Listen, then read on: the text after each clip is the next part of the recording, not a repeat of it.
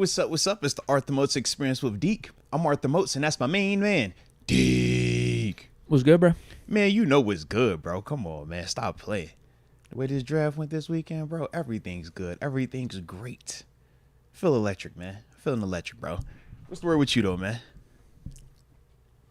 Yeah. Excited about the draft. Listen, the draft was crazy, bro. Yeah.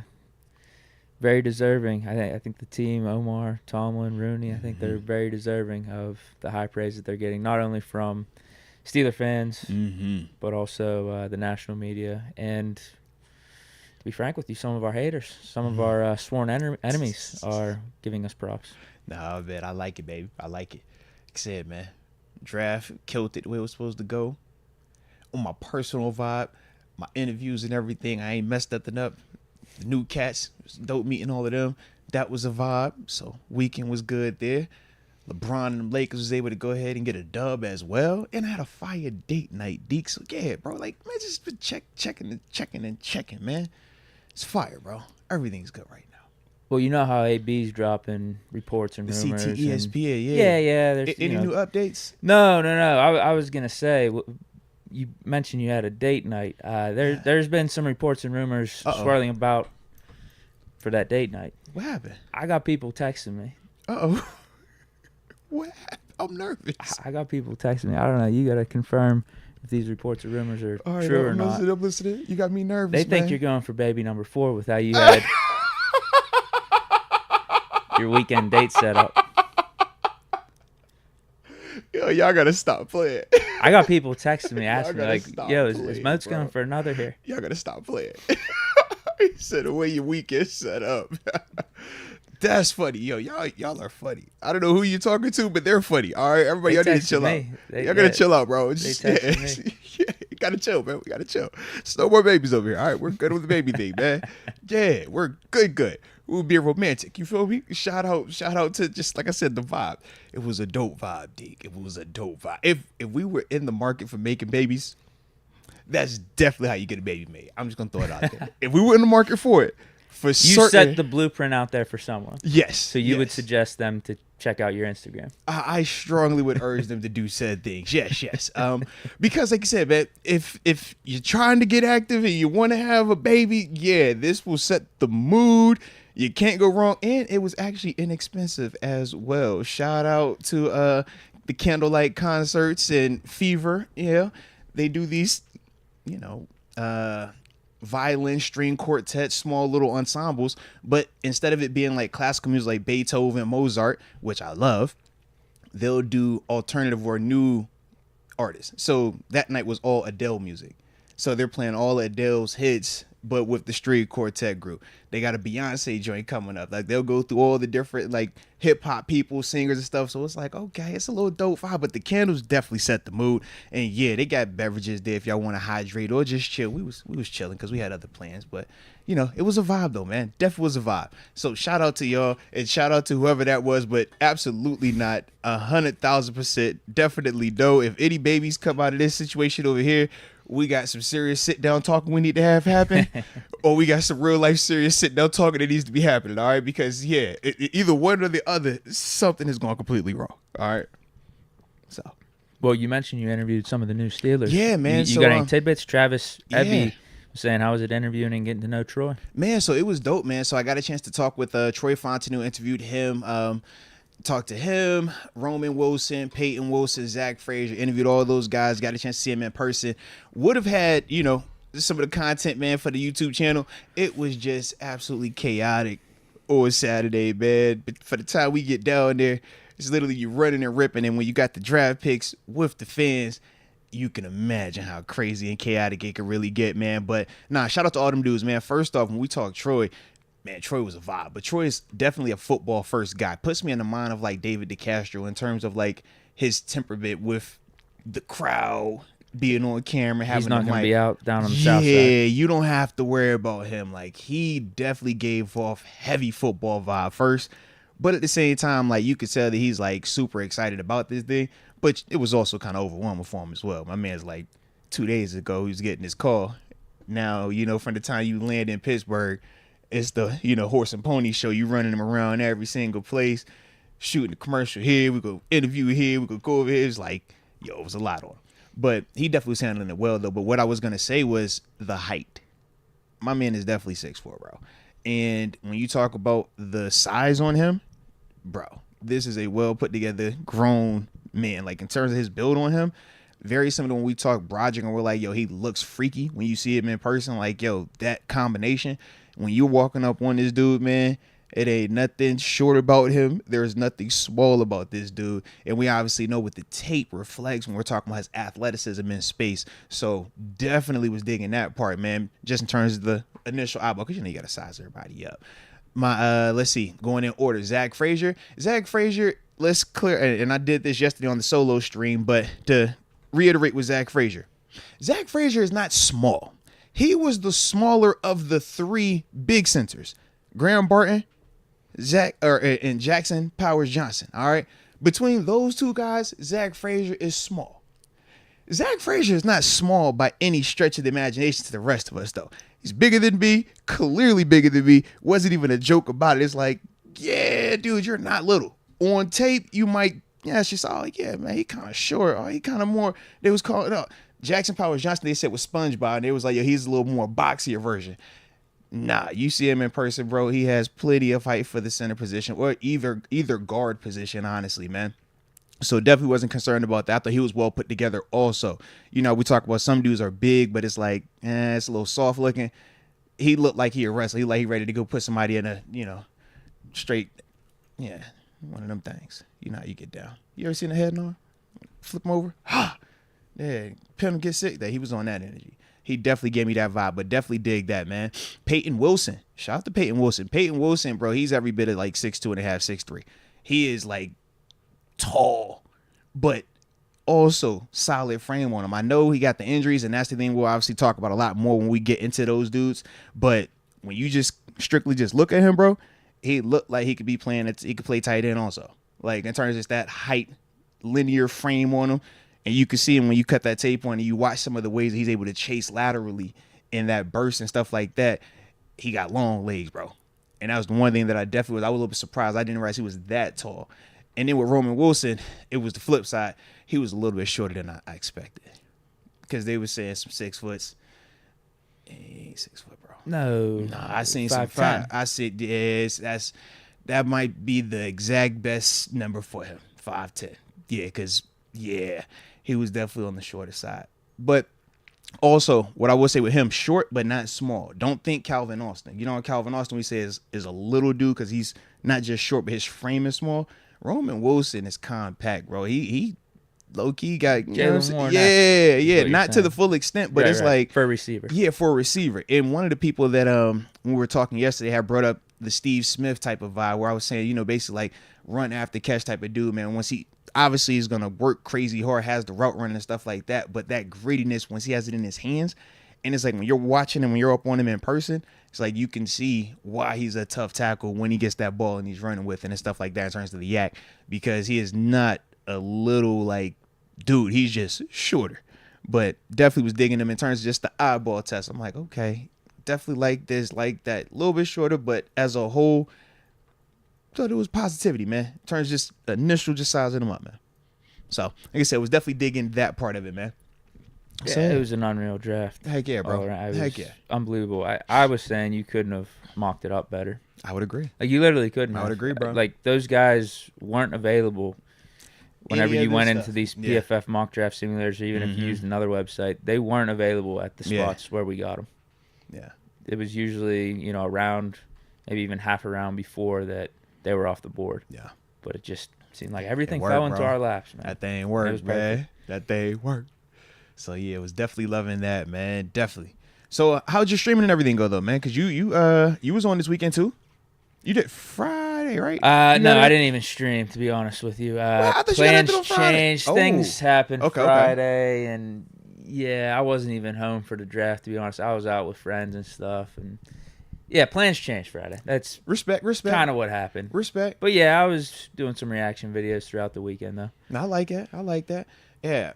Friday night, it was mother-in-law's birthday Thursday, so obviously we knew that was already like crazy booked up. So we went like, yeah, we're gonna party hard on Friday. So Did a little dinner, took out to the movies. Seen Abigail, the little vampire ballerina, crazy little girl thing. It was actually a cool little movie, man. Check it out if if you're bored. Not you. I know your list of movies to check out does not need to start with Abigail. Don't even put that on your list. You got your list. Don't worry about this movie. But for all the other people out there, it's like, yo, if you're bored out there, you want to go, have a little fun with the fam or with your lady or with your significant other. Could be band, ain't tripping. For the ladies out there, yeah, man, go check out Abigail. Man, it was a cool little vibe. Dude, is this the hat you were talking about? Though? Yeah, this the draft hat, baby. So yeah, man, it's not full A-frame though, but they got the. I might need that. Got the. I like the that. truck snapback. It's the trucker fit snapback. Got the logo, the state logo up there. Because the ones they were showing didn't have the color logo. Yeah, they didn't have the color logo yet. So they have them. They had them at it was like a gray. It's black and gray one. Yeah, the ones that the players were wearing. Correct. Yeah, so they have a black and gray one. The gray one. No, that's not as cool. The black one. That's the coolest hat I've seen thus far. The black one pops. The grays are what they were giving out to the players, the draft picks. That was what they gave out Thursday night at the draft party. It doesn't pop the same. I'm with you. The black though. The black definitely pops, and I feel like, man, since they just got the draft this weekend, it was a vibe and everything checked off the way it was supposed to for the boy personally as well as professionally. I was like, you know what, let's tap in with the Steelers hat on us, man. But yeah, bro, definitely a fire hat. I recommend it, bro. I definitely recommend it. I need something like that. Yeah, it's clean, man. Can't go wrong with a good trucker. It's clean. Man, I'm telling you, that trucker vibe, bro. I don't know when we started like talking about that, but I'm like, yo, ever since then, I'm like, oh, I look for the trucker look. Like, it's definitely a vibe with it. Definitely a vibe. So shout out to all of that, man. But trying to think, we got anything else? Anything? Think other than that, we good to go, because we got to talk these draft picks. I was trying to stall as much as I could. I was trying. Yeah, we got a lot to talk about. Like I said, if you want, I could talk. I got other stuff. You just pull something out there, but it's like, yo, we can get into this thing, man. No, we got undrafted rookie free agents to talk about too, I guess. Oh, yeah, it's a whole list. So I figured we can get to them. We could talk about them wins, because I know today we're going to be really deep diving into these cats, man. So you know what? Let's start the show like how we always do. Go ahead and drop it in the comment section where you are tuning in from, and that way we'll give those big boy shout-outs to start today's show. And, of course, don't forget to hit that like button one time for the culture and subscribe if you are new to the channel, baby. I forgot also, I got my Kanye shirt finally came in. My yay. Everybody be talking about the shipping and stuff taking crazy. So I finally got mine, man. I felt how long did it take? It took a little while, bro. Really? It took a long while. Now, so the shipping is bad? Well, it's updated now. So I think he got a new shipping person, because any of these recent orders are like in the past week, you're getting like shipping updates immediately. Low key, when we copped like the shirt and the shoes though, bro, you ain't know when it was gonna drop. It took like 4 months for one. I think some people still waiting on stuff, but it was all over the place. So it's like a big deal when it finally it ships, and you don't know. You just open the door and you're like, oh, it's here. So yeah, bro, it was like, I felt like Christmas, man. Luke Plesniak, 410, Baltimore Ravens. Ooh. The Ratbirds. Okay. Oh, he's in Baltimore. I got you. The 410. Yeah. Respect. He said F the Ravens then. Oh, yeah, F them boys then. Yeah. Lee Warren, the 254. I'm excited for the line. Najee and Warren, all smiles. Nah, big facts. Najee and Warren, man. Take the over. Whatever the number is, take the over. I think I put $900 on the Steelers over under today. Bro. Take the over. Whatever. Just take I didn't over. get it at 8.5. I got it at 7.5. So I'm not getting better. as much coming back, but I mean that's even more safe than 8.5. That's what I'm saying. 7.5, bro. You can't come on, bro. We had 10 wins last year. Exactly. Do you see what we just acquired? I think we're gonna be a lot better, and we still have free agent pickups to make that we can easily make. And we still got bankroll. Yep. Easily make. What because we have cap space. Any money. We just restructured Highsmith. We have more restructures we could make if we want to. Don't say him. I'm about to say, don't say his name. Who? Don't say his name. Well, definitely Hayward. Don't say his name. Stop Absolutely. it. I just seen Cam, bro. What'd he say? Did you tell him? I did not talk. I talked about everything but the contract. He was like, yo, you still feeling good? Yeah, bro. I was like, yo, you look great. I know, man. He said, man, I'm jacked up. I'm like, yo, bro, congrats on the man of the year, bro. Like, how you feeling? You vibed Did he up? say he's going to be able to rock the patch? We didn't get to that part. We didn't get to the patch part. We didn't get to the patch part. But I for certain didn't ask about that contract. I was like, yep, you're good, bro. I don't even care. Yeah, enjoy it. It's all yours, all right? I mean, my man, yo, they had him in the up top sweet, bro. Boss life. I was like, yo, care. They ain't doing nothing anytime soon. You take it if they move you out that suite, all right, different convo. But as long as you up there, oh, baby, you ain't got a thing to worry about, baby. You in there with the right people. So, yeah, he can be good, bro. And the fact, too, some of these guys that are available in free agency, they're not going to be demanding that big of contracts at this point. Mm-hmm. Yeah, we're far removed from the start of free agency now. Yeah. So we could get them on very team-friendly deals, I think. Very true. And there's some names. And when you just look at the roster that we're putting together, it is attractive. That was one of the things that we talked about in the past with Ben at quarterback versus when it was Kenny and the transition we kind of went through. We said not all offenses are going to be, or not all teams are appealing to free agents. They might not want to take that chance on themselves there because they think that there isn't enough pieces there that's going to help them win. But sometimes it's like, man, it's a different convo when you're looking at what we're putting together right now. Now you're saying to yourself, yo, we can get here and really get a chance to win something. And that's only going to put more money in our pockets when it's time for free agency, when it's time to get back out there in that market. So that's the other part, man, that when you're just looking at this draft, you're looking at the way that we're working.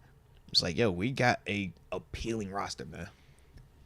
And you have the Tomlin factor. Oh, that's everyone wants to play for Tomlin. Added, yeah. Well, because of stability, you know he's going to treat you fairly. You know also that the reputation is he is a true player's coach.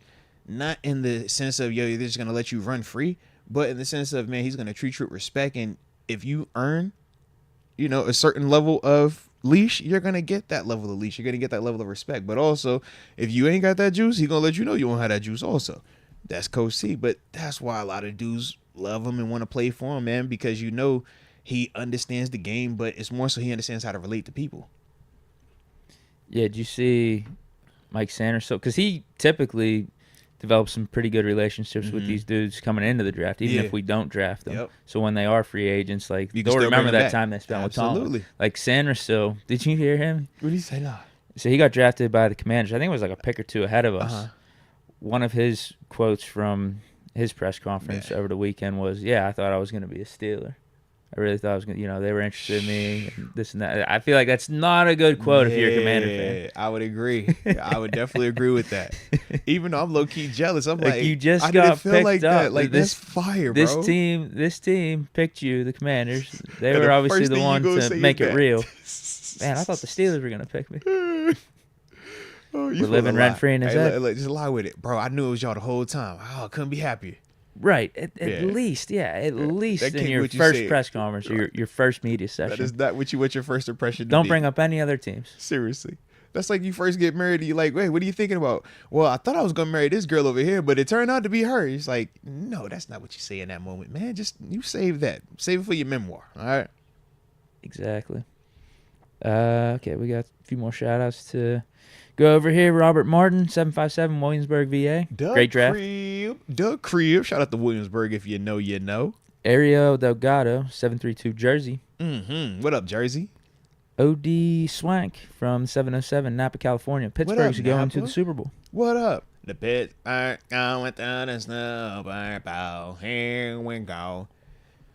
Hey, Deke, now that he just had me singing that Here We Go song, can I tell you last night, bro, after, I had settled down, day was finally over, full-on research, feet up, relaxing, I Googled the lyrics to Renegade, and I don't know why. But, bro, why was it like 3 in the morning and I'm reading off the lyrics to Renegade, and I'm, like, singing it as if I'm at the stadium? It just felt right, bro. And it's because of this draft. It's because of the way that we vibing out right now, bro. Yeah. It was like, yo, that old mom, like, bro, you know what that song is, man, come on, bro. It just hit. And right now, I'm just envisioning when they drop that Renegade with the group of guys that we currently have, we're going to lose our minds, bro. We're going to lose our minds. I'm excited, bro. Just super excited, man. Shout out to Renegade. Shout out to Sticks. Yeah, this team's going to be good. I can't help my excitement. I want to not be excited. I'm trying not to be excited, Deke. I'm trying my hardest. We got Jagger Murphy from the 630 Chicago Burbs. Ooh, all right. Chi-Town in the building. I'll say 2 more. Gucci Finesse also tuning in from Chicago. The 312. What up, over Gucci East. Finesse? What up, Gucci? And Cheyenne Law from the 901. Memphis in the building. We are definitely going to the championship. Let's go. Let's go. I like that right there. I like that. Shoot, man, let me tap. I got a couple I want to hit real quick, man. Jude Adelbesk in the 347. Brooklyn, New York. Where Brooklyn at? Where Brooklyn at? I see your Mano in the big 413 Steelers mass. I likes it. Rail hell, rail in the 803 pound town. Back in the building. No Diddy. Shout out to him putting that at the end of it. I appreciate you on that. You almost had me out here looking crazy. All right. David Decker in the 585, Rochester, New York. And he says, Moats and Deke, what is up? Had my basketball tournament with a week. Also, his basketball tournament is in a week. And he said, also, did you see Tony Khan is under fire for what he called the WWE? I did not see that. Hope it was nothing crazy. But if he's under fire, you better be careful out there in these streets, man. All right. And then the last 2 that I have, shout out to... Let's see. President Nitty in the 419. I sees you one time. And Jamie Carlo in the 321 Melbourne, Florida. He says a draft and a good season is coming now. All right. So respect to you on that. Let's get it, baby. First super of the day. We got Steeler Nation. When JP went off the board, I was scared because I thought so would Frazier before our pick. No, that's real. That is real. Yeah, that was an interesting That was time. real. Second round starts. 2 of the 3 centers still there. Probably about 10 picks go by. No center still. It's both JPJ and Frazier. JPJ goes, where'd he go? Like 42 or 43? Yeah. Like, all right, we might have to trade up here. But we just stood pat and Frazier was there. Facts. It worked out. It definitely worked out. They say patience is a virtue. And shout out to that patience. And speaking of patience being a virtue, I almost had too much patience and I almost forgot that today's show is not just any show, Deke, because there happens to be a very nice DraftKings Sportsbook logo located above your head. So with that, that would only mean one thing, that this show is brought to you by DraftKings Sportsbook. We talking about the top rated sportsbooking app in North America. I mean, we like to call them the GOAT, right? When we're talking about them, that's what they refer to as.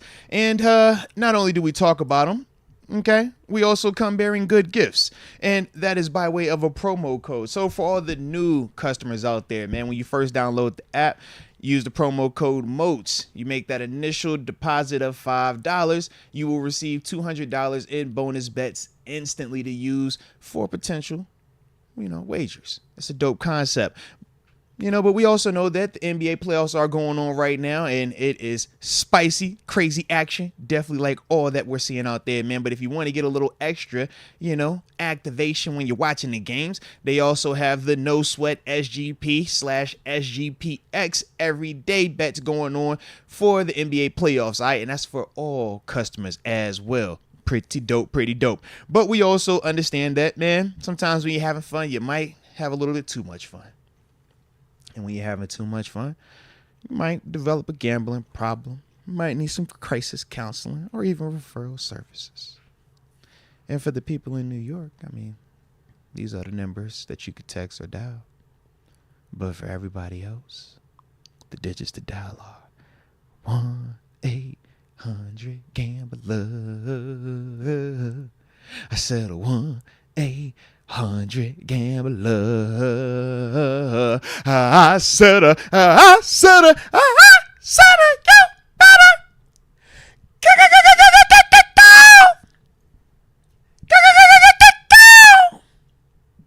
you better call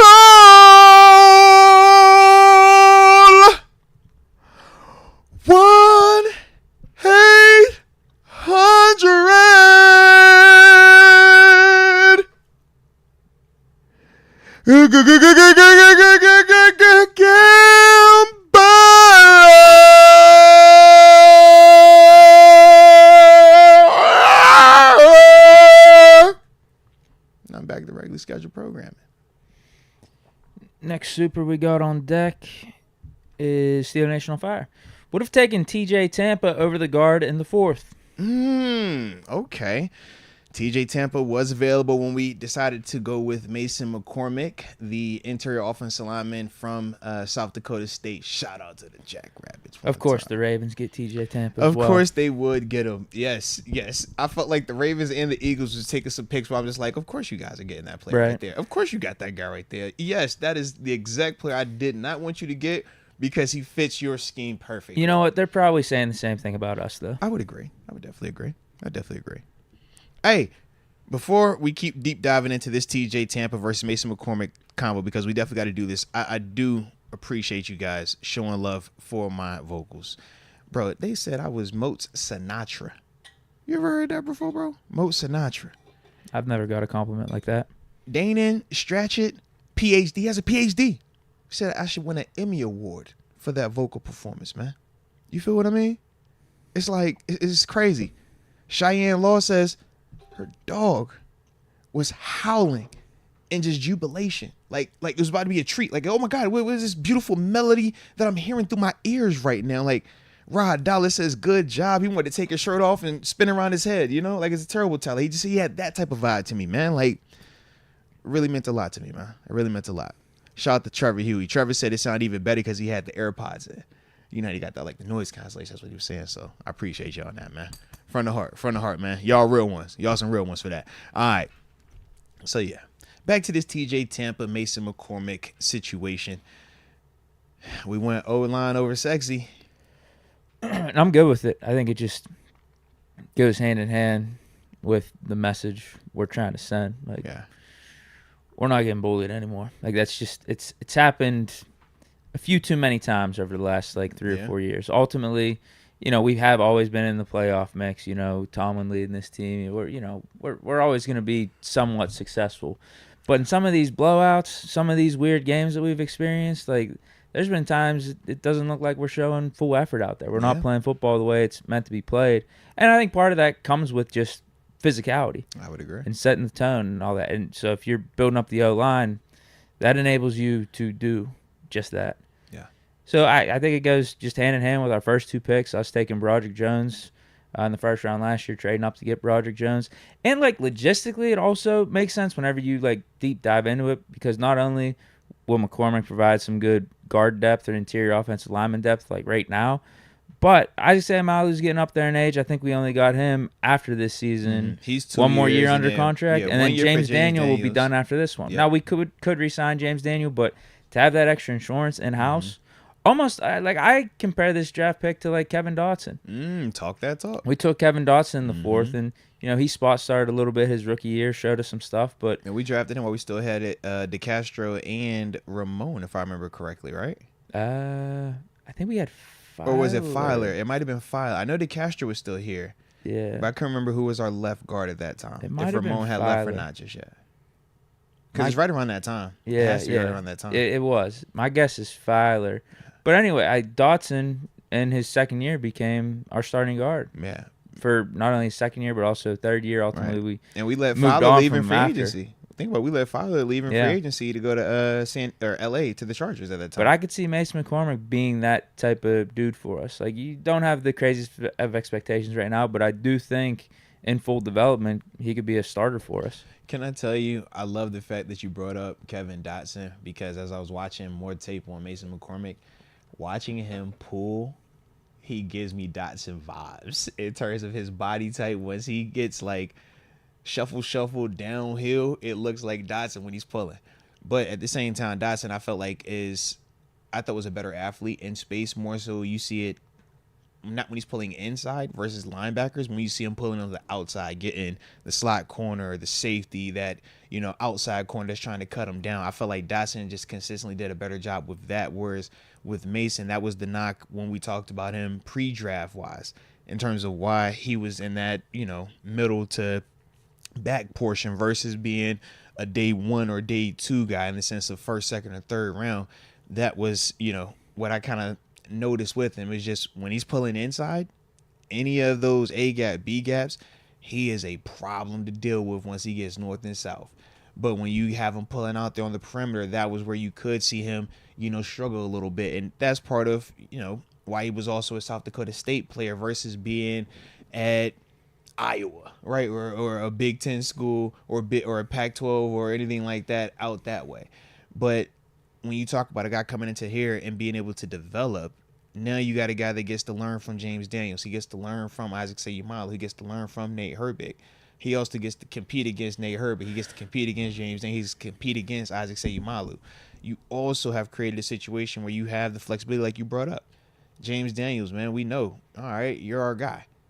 But if we can't re-sign you, at least we feel like the cupboard isn't completely bare, which is what we're saying, was the case at center this offseason. It was like it got to the point where we felt pressure to get that one spot solidified. Now, it worked out in the draft, but we could have definitely been sitting here if Zack Frazier doesn't fall at 51 and he gets taken at 50 or 49, and it's a very different feeling as we're looking at this thing. But because we were able to get that taken care of, it changed everything from the rest of the draft. It became a house money situation, and we just really capitalized on it.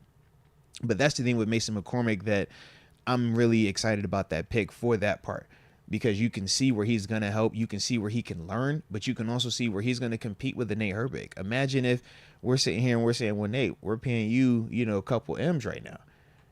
If this dude can beat you out, well, maybe we can reallocate or we can use that somewhere else. It's things like that conversations potentially get to happen now because of you having a guy like this in here. And I wish I remember my man's name, because they've been killing me, because every time I talk Mason McCormick, I bring up Portland State, and I'm like, yo, you missed a block, where's that dude? And he's like, yo, y'all, I keep taking shots at Portland State. I ain't want to offend any Portland State alum, so I apologize for all the Portland State slander that has ever come out of me. All right, so I'm gonna shoot at somebody else. All right, if he was at like Utah Community College, okay, there we go. All right, I don't think any football players or football team is real at Utah Community College, so I'm gonna just use that as reference point. That's the part where you see them struggle at times in space with some of the smaller guys. But as a whole, Mason's, I like to pick up, baby, like it. But TJ Tampa, bro, that was also a position that we could have used the TJ Tampa at, man. Yeah. We could have definitely used the TJ Tampa. I think for day 3, going into that 4th round, I was saying we could double dip at receiver. Mm-hmm. I wouldn't have minded Troy Franklin or Javon Baker if they were there, but they went early in the 4th. Yeah. And then corner, and then like depth defensive line. And I even said too, I might have said this, I can't remember if I was just thinking this or if I also have it on record, but if we wanted to go another interior offensive lineman, that wouldn't be the end of the road either, because of Mason McCormick. They had him graded pretty highly just as Mason's a player. A good player, bro. It is kind of, I'm not even going to say overkill. I think it just goes hand in hand with the message that we're trying to send here. Yeah. Like it is extra. It's a luxury pick, I think, for this draft. That's a dope way to put it. After getting Fautanu and Frazier in the first 2 rounds, like taking another offensive lineman in the 4th. But I got nothing wrong with it, man. I really don't. Yeah. If he's graded highly, which he was, like he was considered a sleeper offensive lineman in these late rounds, graded out really athletic, and apparently the Steelers really liked him. There's nothing wrong with that pickup because of the James Daniels stuff, the Isaac Seumalo stuff that we talked about. And, like, just immediately he provides some extra depth. Yeah. If anything, maybe it says something to how we feel about Corey Trice and some of these DBs that we do have in-house. I mean, the DBs that we have in-house, we definitely have guys that are capable. I mean, I'm really high on Dante Jackson. I think he's going to be extremely fine for us here. A lot of people don't really, know enough about him. I think he's going to definitely help us out in a major way. But TJ Tampa, I mean, bro, TJ's nice. TJ hits you. He could cover. He had good size. I mean, I like TJ a lot. And initially, man, I could definitely get the overkill vibe of, man, we done already hit 2 linemen back-to-back, first 2 picks. Like our starting O-line is set for 2024. I'm just like, yo, don't even rotate these dudes, bro, where it's like a DB is going to play. I mean, right now, the conversation is who is your slot corner, and I'm over here like it's between DeMonte Casey, maybe a Dante Jackson, or is Ryan Watts a guy that we potentially put in there and we, play the bigger slot corner role.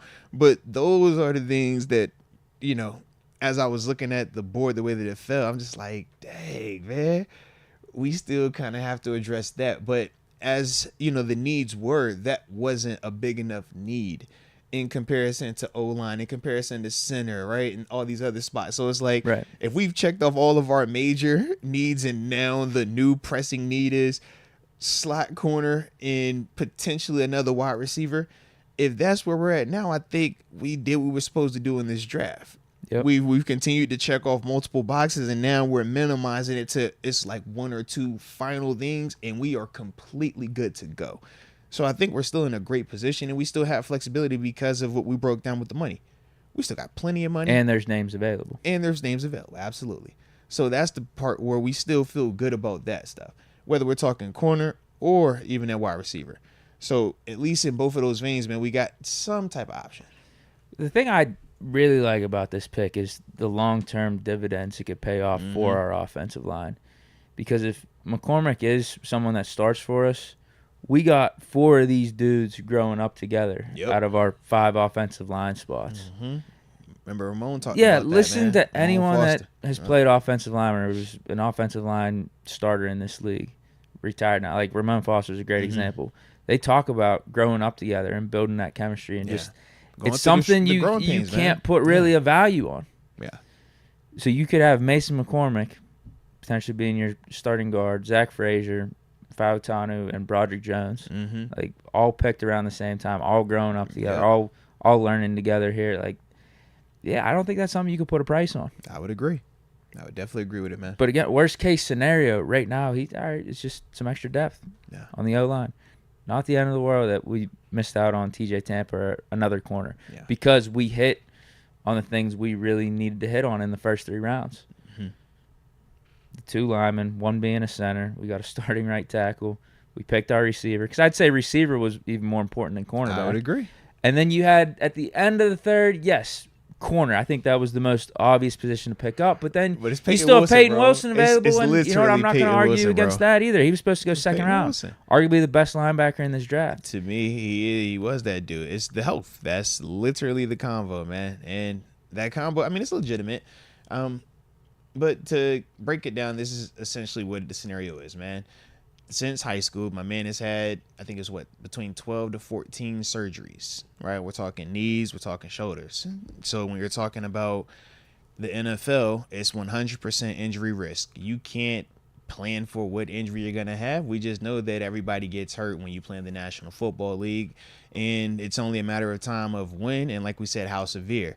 So the thought process is if you're coming into this thing already less than 100%, in his case, we're estimating 85%, right? Just because of the amount of surgeries that he's had. It's like, okay, well, once he starts taking these NFL beatings, what does that look like when it's time for that second contract? And that's the argument that people have against paying running backs. Running backs' best years are when they first come into the league, but by the time it's time for them to get paid in year 4, or in some cases as a first-round draft pick year 5, they're like, bro, you've already, utilized your best years. Everything from here is going to be a drastic downgrade, so we don't think you can be a second contract guy. We don't want to invest a ton of money in you. That's the argument with Payton Wilson. That's why he wasn't a first-rounder or even a high-end second-round pick. But if you're strictly talking talent, if you're strictly talking production, if you're strictly talking, let me cut this game on and let me watch this game, a lot of times he's the best player on the field. A lot of times you see he literally won the best defensive player in college football last year award, Bednarik Award. Like, best player on the field, bro. Sideline to sideline, will blitz, shoots gaps, could beat you front side, hat in hands you, not afraid to back door, has the burst to catch you.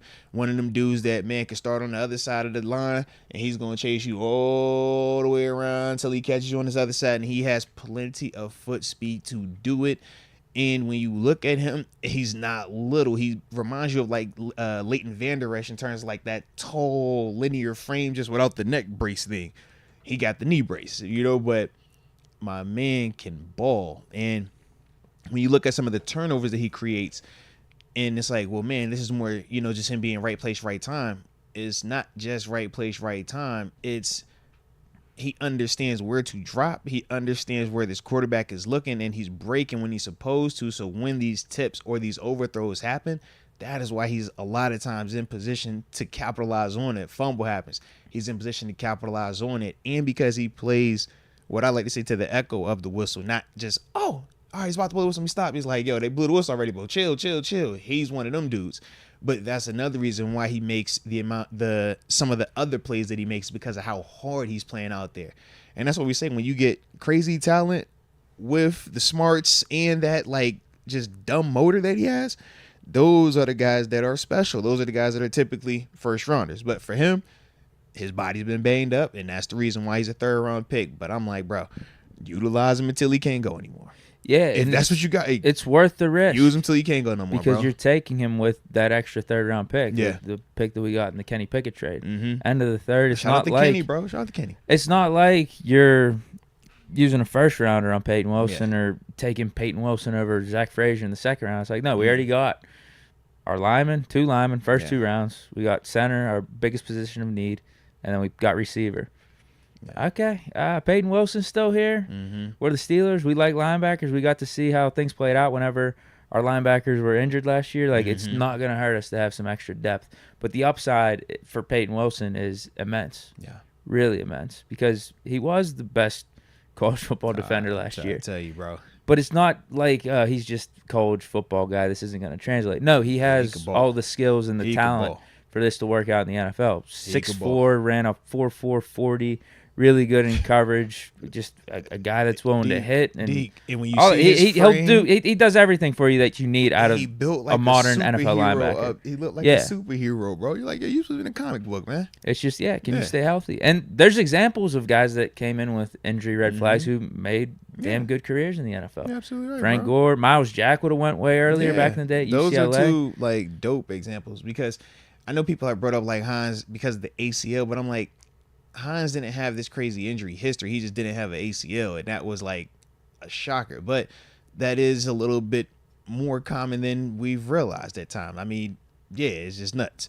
But in the sense of you talking about a Frank Gore, we all knew, some of his history. But for him to have the career, think about the longevity that we saw at one of the most physically demanding positions as well. Miles Jack on the flip side playing linebacker, which is another one of those physically demanding positions. It's like, you've seen examples of where it can work.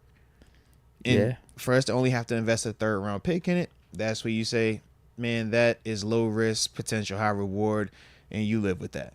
If it's a 1st rounder, it's a different convo. 1st rounder, you're like, bro, that's a little bit too rich of an investment, knowing what this is already coming into the league with. But in the 3rd round, and it's your 2nd 3rd round pick, it's hard to have a lot of like fault with this one.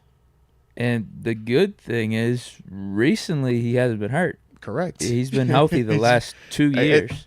Knock on wood, bro. Come on, man. Stall him out. Yeah, so whatever routines and whatever just things he's doing behind the scenes to try to stay healthy, and the maintenance he's doing has been working. So keep that up. Because, man, can you imagine if this does work out? I was talking about maybe pairing Jeremiah Trotter with Patrick Quinn. If you mean to tell me Payton Wilson is way nicer, could be the guy next to Patrick Quinn, that could be two Pro Bowlers here in the next like 2-3 years. Yeah, way nicer. The athleticism off the charts, and you still have a TJ Highsmith rushing the passer. Hey man, come on, bro. This is shaping out to be nicer. Awesome for the Pittsburgh Steelers, both offensively and defensively. Because obviously we're building the trenches on offense. We're doing some really good things, bringing in Russ. We got Fields. You got Najee, Jalen. You got Pickens. Now we pick Roman Wilson. Like, there's reasons to be excited about the offense, but let's not forget about the defense now either. Come on. Holy. Special teams, too. Cordell Patterson. I'm telling you, bro, we're in a dope spot right now, bro. Picked up this punter from the Texans. We're in a dope spot right now, bro. Trying to win some championships here. It take all 3 phases, They're saying those 6th-round picks could play special teams for us. Ryan Watts returns. Yeah, he's a return. Ryan Watts and Logan Lee. They could be some key cogs for us. Mm-hmm. I like it, man. I like it a lot. And I feel like Roman Wilson also does some returning as well once he's punt return, if I remember correctly. Joe Gerbis asks, who's bigger, Drake or AB? If you know, you know. Love the show. Hey, it's a generational run right now, man. He's on a generational run right now. That's what I do now. But who you think is bigger, though, bro? Drake or AB, man? I think he was asking you. Nah, I think he's asking you, bro. He got to be talking to you, bro. Well, AB is what? 5'10"? Is Drake 6 foot? Yeah. I don't know. The stat. Yeah. The height's on YouTube, or not Yeah. YouTube, Google. I was gonna say You can Google. find I out. was gonna say, I don't know. I was gonna say 6 foot. You can find out. I think he stands around a lot of short people. Who? Drake. AB's 5'11", 5'10", 5'11". Yeah, I don't know. Yeah, I don't know, man. But you definitely know, bro. Yeah. I think he was looking for your answer. KJ Shadow. Payton Wilson's nickname has to be Frankenstein. He was in the operating room for a minute. Nah, I swear, but bro. now we see a monster on the field. I swear. Like I said, man, he's ready to go. He's fired up, man. And that's one of the ones I'm like, yo, if you can stay healthy, bro, we might low-key got us something fire right here. Just got to stay healthy. Because that could be fire. J-Dub says Drake is north of 6 foot, gents. I've stood next to the man. Okay, so I guess he's taller than AB. But he said who's bigger, though. He's asking you. Who weighs more? I don't know. Probably Drake, right? I don't know. I'm leaving it alone. I don't want no parts of this. Drake looks like he goes to McDonald's on occasion. He wear the little, he got the little bodysuit he wearing now. Oh yeah, I don't know. Yeah, I think AB's skinnier than Drake. So if that's what he was asking. Yeah, gotcha.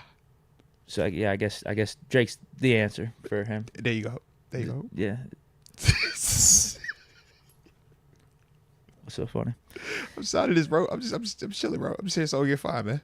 Unless you think he meant something else. I don't know nothing, bro. I'm just serious, so I don't get fined. That is it, bro. I just try to enjoy my day. I come and kick it with you, and I try to just, how do I not get in trouble today? All right, that's all I'm thinking about. Just how to not get in trouble today.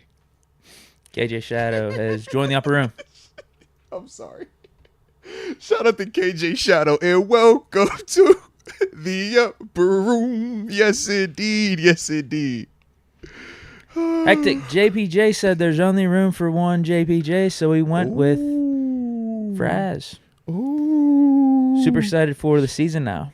No, respect on that, man. Phrase. I probably should not Fraz. Phrase. Bro. I was like, we drafted. Come on, man. Okay. It's because he went to West Virginia. That's why you did him like that. West Dude, Virginia. honestly, that was my favorite pick. Mountain Mama. But yeah, take me home. Yeah, it's unfortunate about his past and that he went to West Virginia. But about his past, god damn. We're looking more towards his future and looking forward to that. Look, speaking of his past, you see, bro, shout out to Steelers. They go pull up everything about you. My man, Troy Fautanu. Let me say it right. Did I say it right? I'm butchering it, bro. I feel like I butcher it every time. But Troy, they pulled up everything about my man being a diehard Steelers fan. His little one, Big Ben's Troy. the GOAT. Yeah, Big Ben's the GOAT. Troy was his favorite. I'm just like, bro, this is fire. But it's at the same time, it's like, have you seen the date on some of these tweets? Like, god dang, y'all really went out there. It's like, bro, shout out. Yeah, people have nothing better to do. I'm like, bro, I'm just glad that everything was good on your pass, because, boy, it could have ruined your first impression, man. That could have been tragic.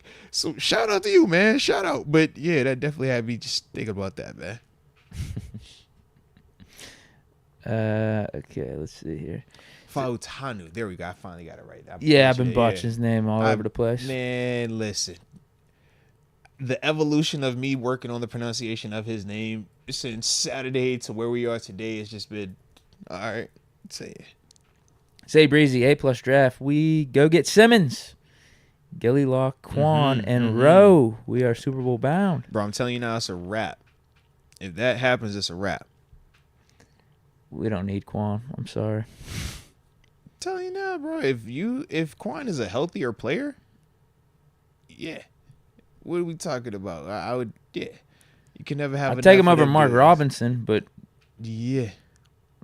How much is? Well, we'll see what happens with Cole Holcomb and stuff too. Because I think Quan he's looking like the 4th or 5th linebacker if he came in here. I would like to see it. If he's healthy, I don't think he's your 4th or 5th best linebacker.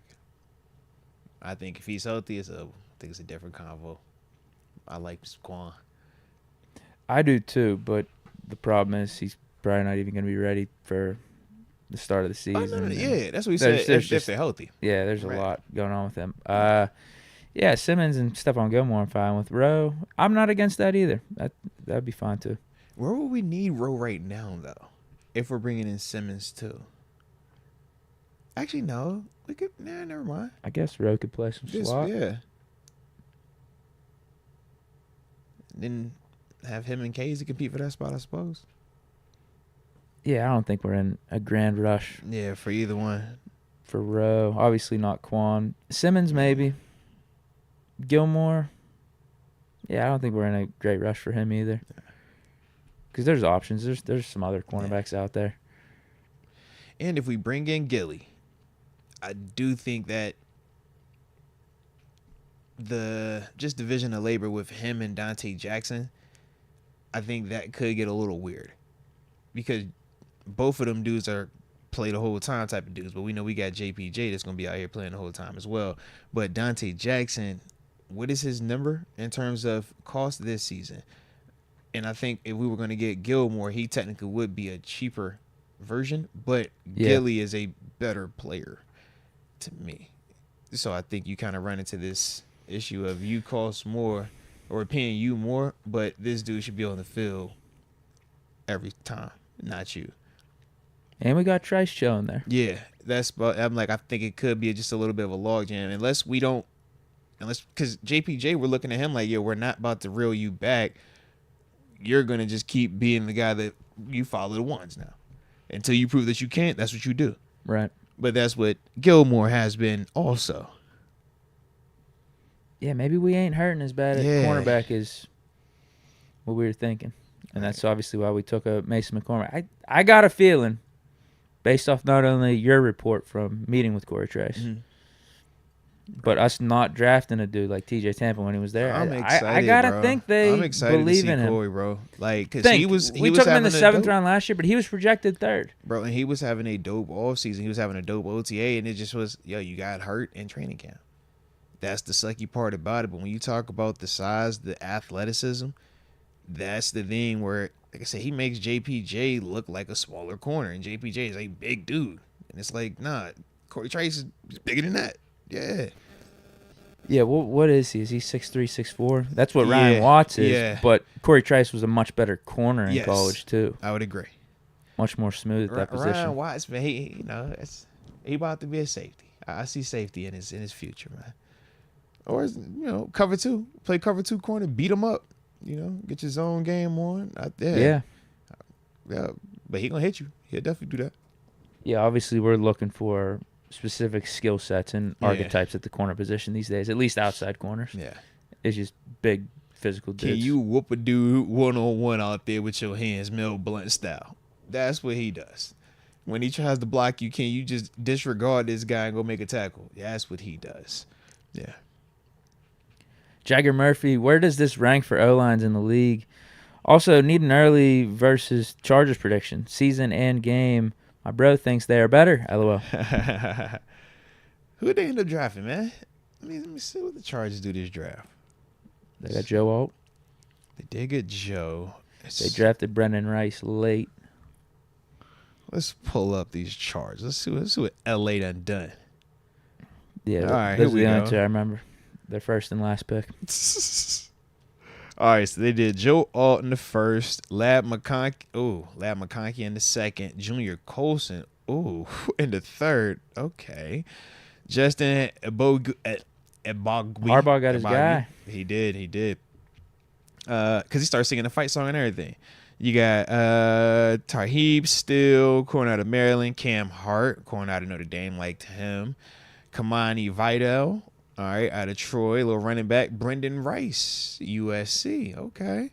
And then Cornelius Johnson, obviously the wide receiver that you called out from Michigan. Nah, bro, we whooping them, man. Yep, I like us better. Yeah, we definitely whooping them. With all due respect, of course. But yeah, we whooping them, bro. Yeah. Chargers prediction? I don't know. They'll be good with Harbaugh. Yeah, they're going to be 10 wins. Yeah, they'll be at least 500. They're good at 10-piece. I got some breaking news, though. Can we talk about it? Yeah. Let's get it. This is from Noam, per Tom Pelissero. But I'm going to give the credit to Yes. Noam. Thank you. Shout out to Noam. Yeah.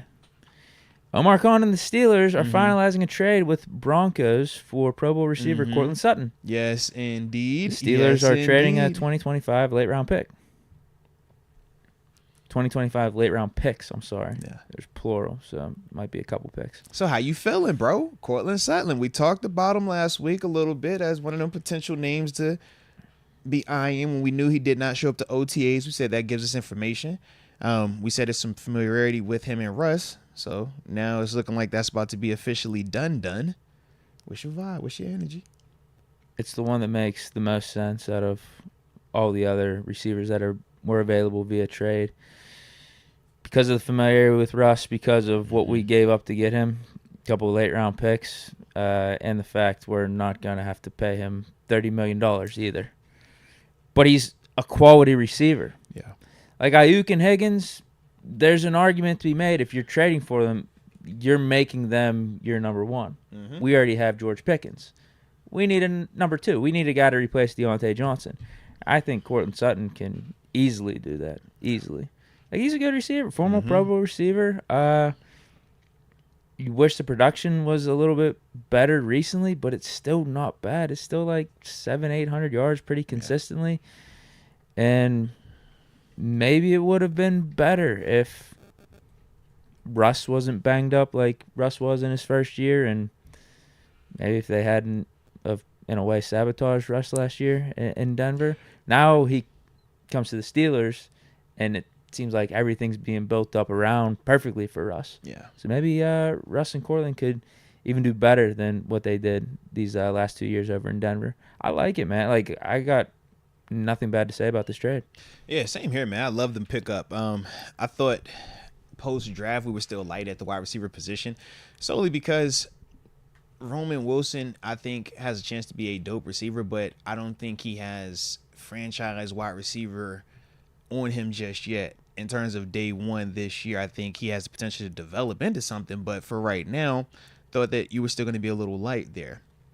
Then when you talk about George Pickens, it's still legitimate questions in terms of what is the next step for him, because we're not talking about can you just replicate what you've been doing. We're talking about going to another level where you're going to try to become the 1% of the 1%ers. That's not something that a lot of people just do. And that's why we always, see people project it, but a lot of people fall short of that because you're trying to ascend to a height that is just super rare air in terms of being deemed elite at the NFL level. So, the Courtland Sutton pickup, it just hedges your bet. It gives you something where, worst case now, if George Pickens does not get any better, you still have the GP Deontay Johnson setup that you've been having from a production standpoint. Because Courtland Sutton, like Deke broke down, his numbers are very, very similar to Deontay Johnson. That's the reality of it. The difference was DJ, I thought, just caught more of his volume targets, but the style of targets that DJ was getting in contrast to Courtland Sutton, those are a little bit easier balls for DJ to catch. Both of these guys, though, are 100-plus target receivers. Like I said, it was just that for Courtland Sutton, he wasn't ending up with 80-plus catches per year, and that's, part of why he was in the conversation that he was in terms of what we deem as like a tier 2 wide receiver, not a true wide receiver 1 or franchise caliber guy. But pairing Courtland Sutton with GP, it still keeps Courtland where, remember, Jerry Jeudy was supposed to be his guy that drew the coverage, that was the Batman. All right, well, if that wasn't the case with Jerry Jeudy, let's see if GP can truly be Batman, because if he can, well, now you have Courtland Sutton with some very favorable matchups on wide receiver 2s, and when you throw his size also into the equation, it fits the Arthur Smith approach. Listen, dude. It fits what we're trying to be in, man. New reports are that was fake news. It's fake news? All right. Well, if that's the case, I get it too, bro. I was duped. Yeah, I get it too, bro. No M got me. I got to give him props. That was Respect. pretty good, actually. That was pretty good. Because that's coming off of the Brian McFadden tweet. What did B-Mac tweet? I missed this. Where he said, watch out, Omar Khan's about to trade for a playmaker. And I think CTSPN reported something along the same line. So there's buzz about a trade happening in the near future here, and maybe within the next day or so. We've been talking about his noise. Because everyone's saying Pelissero didn't tweet anything out. And I think Noam I think he just bounced from the chat too. For sure. Hey, it's like that. I think he did a hit and run on us. Hey, it's no worries at all, bro. But look, if it does happen, you've heard exactly why we should like it then, man. You heard my reaction. Yeah. I'm not going to react at all then when if we do trade for Sutton. I'm literally not going to say one thing. I'll just say, go back to Monday, April 29th at 5 p.m. to hear my reaction. Heck, I'm with you on that too, man. Just check the tape. Tape don't lie. Man, he got me. Oh, it's all good, bro. That was great. It's all good. Oh, I appreciate that. That's awesome. Where's Noam? I need to hear Noam's reaction. Oh, here he is. There he is. Says, I gave the Arthur Smith news. Y'all said fake news. Yeah. Trust this is gonna be real. Okay, so he's doing an AB. All right. He's saying it before it actually happens. All right. So let's remember that. If we trade for Courtland Sutton, we got to give Noam the credit. Hey, man, my brain don't be working enough to be remembering all these games like this, bro. Yeah, but it's all good. Jagger Murphy, though, going back to his comment about us versus the Chargers, he also asked, where does this O-line rank in the league? We got to see how it plays out. These guys are too young. Yeah, heck yeah. Cliff Dark Knight, Roman Wilson has a similar build to AB coming out of college. Can he be AB light? Now, listen, AB ain't just no regular receiver. Now, does he have the traits to develop into it? Yes, he has every trait that you would want to see. Short area quickness, natural hands catcher at a football, detail in terms of running routes, sitting down, understanding when he needs to drop his hips, head movement, eye control, things like that. All of those little details pop up on his tape. Now, to be AB, though, you got to take that to a whole nother level. Multiply all those little details by 10 and do it every single time throughout the course of a season, and then repeat process throughout the course of a career. That's what made AB AB. It wasn't just that, he had this talent and he was productive. It was the consistency along with it. And like I said, man, for Roman, does he have the short area quickness and all those other things that I just named? Absolutely. But I can't just throw the AB on him just yet. Nah. AB was special. All I need from Roman Wilson is Julian Edelman. That's what I'm looking for.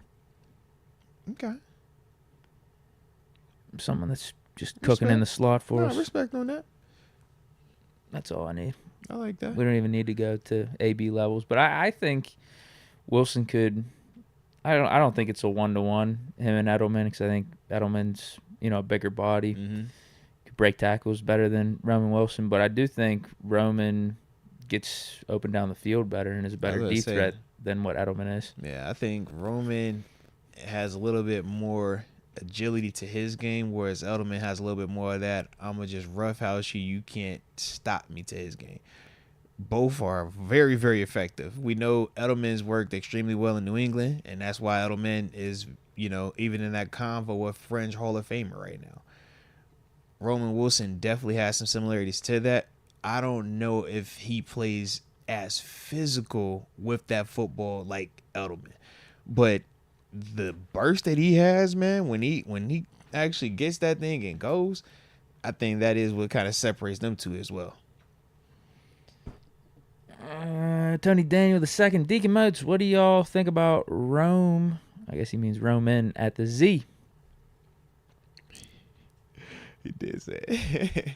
No, I think it's fire, man. When we're thinking about, him as the Z, or just the dude that we want front side, giving us some of the verticals or the deep posts and stuff like that, I think he can cook with that 100%, man. Also, when I think of him in that vein, I'm asking myself, now you're drawing the CB2. Is this a more favorable matchup for him? In contrast to him having to play that X, where, you're going to have the stud corner, and you're going to have that guy where you don't have any help. You're on that backside of this formation, and you got to cook. I think, him on that front side is just going to work out a little bit better for him, but I also think it's going to generate more targets for him as well, very similar to what we talked about with Deontay Johnson. We said with DJ, even though he was playing the X, which is the backside of the formation, he would win in such a hurry and generate such separation that quarterback is naturally going to, bring his eyes back to him. Roman Wilson is going to have that similar type of effect with his game, but if he's playing the Z, which we're talking about, he's going to be front side, which is even more easier for the quarterback in terms of just his progression, seeing it and stuff like that. So, like I said, I definitely like it, man. Steeler Nation on fire. It's crazy. But he would be a little bit small out there. My bad. He would be a small guy. I'm talking just strictly from a down the grass passing standpoint, not running game standpoint. If it's running game, you might want to put Van Jefferson over on that front side. You want some size over there, man, because remember we talking about them DBs and how, all right, Ryan Watts and JPJ, they ragdolling wide receivers and they tackling the crack toss, they tackling the screen play when you throw it right now. The Z is the usually guy trying to block them dudes, man.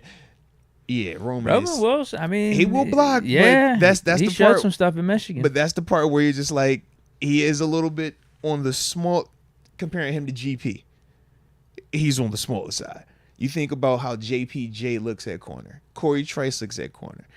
I'll be interested to see that matchup at, training camp when they get to Latrobe and it's receivers and DBs having to block each other and get off of those blocks. Because he's physical, but we have like monster looking type corners right now. And not everyone does. This is also true. So he might be able to match up smaller dudes better I think against he's fine other teams secondary. Yeah. But for some of them big body dudes, that's going to be the concern, man. But he's willing. That's what I like about him. Oh, yeah, 100% he's willing, yeah. He's got that mentality. Yeah. Steeler Nation on fire. It's crazy. Ravens fans say the Steelers suck, but the Ravens only beat the Steelers 2 times in the past 5 years. I mean, I'm with you. You know how it goes, man. It's the weird dynamic of we beat them more, but they've had more league-wide success throughout the past couple of seasons. So to everybody else, yes, they are nice. They get to talk big bad too. But when it comes to us and our specific matchup, we've been getting them. But it's kind of like the flip of, at times during the Killer B era where they're winning with who knows at quarterback or who knows what's on the roster. But as a team, we're whooping everybody else around the league. And it's like, dang, bro, why these little bums keep finding a way to just stick self into the equation right quick, man? It's weird like that. But they definitely suck, though. I don't care what they say. They suck. They know that. Tony Daniel II. Guys, did y'all peep the McFadden tweet? I brought it up. Shout out to McFadden, bro. Shout out to McFadden. B-Mac in the building, man. Watch out. I said, I want it, bro. Could be trading for a playmaker. Mm-hmm. No, I'm saying it's Courtland Sutton. It's been some buzzing. What's CTESPN saying?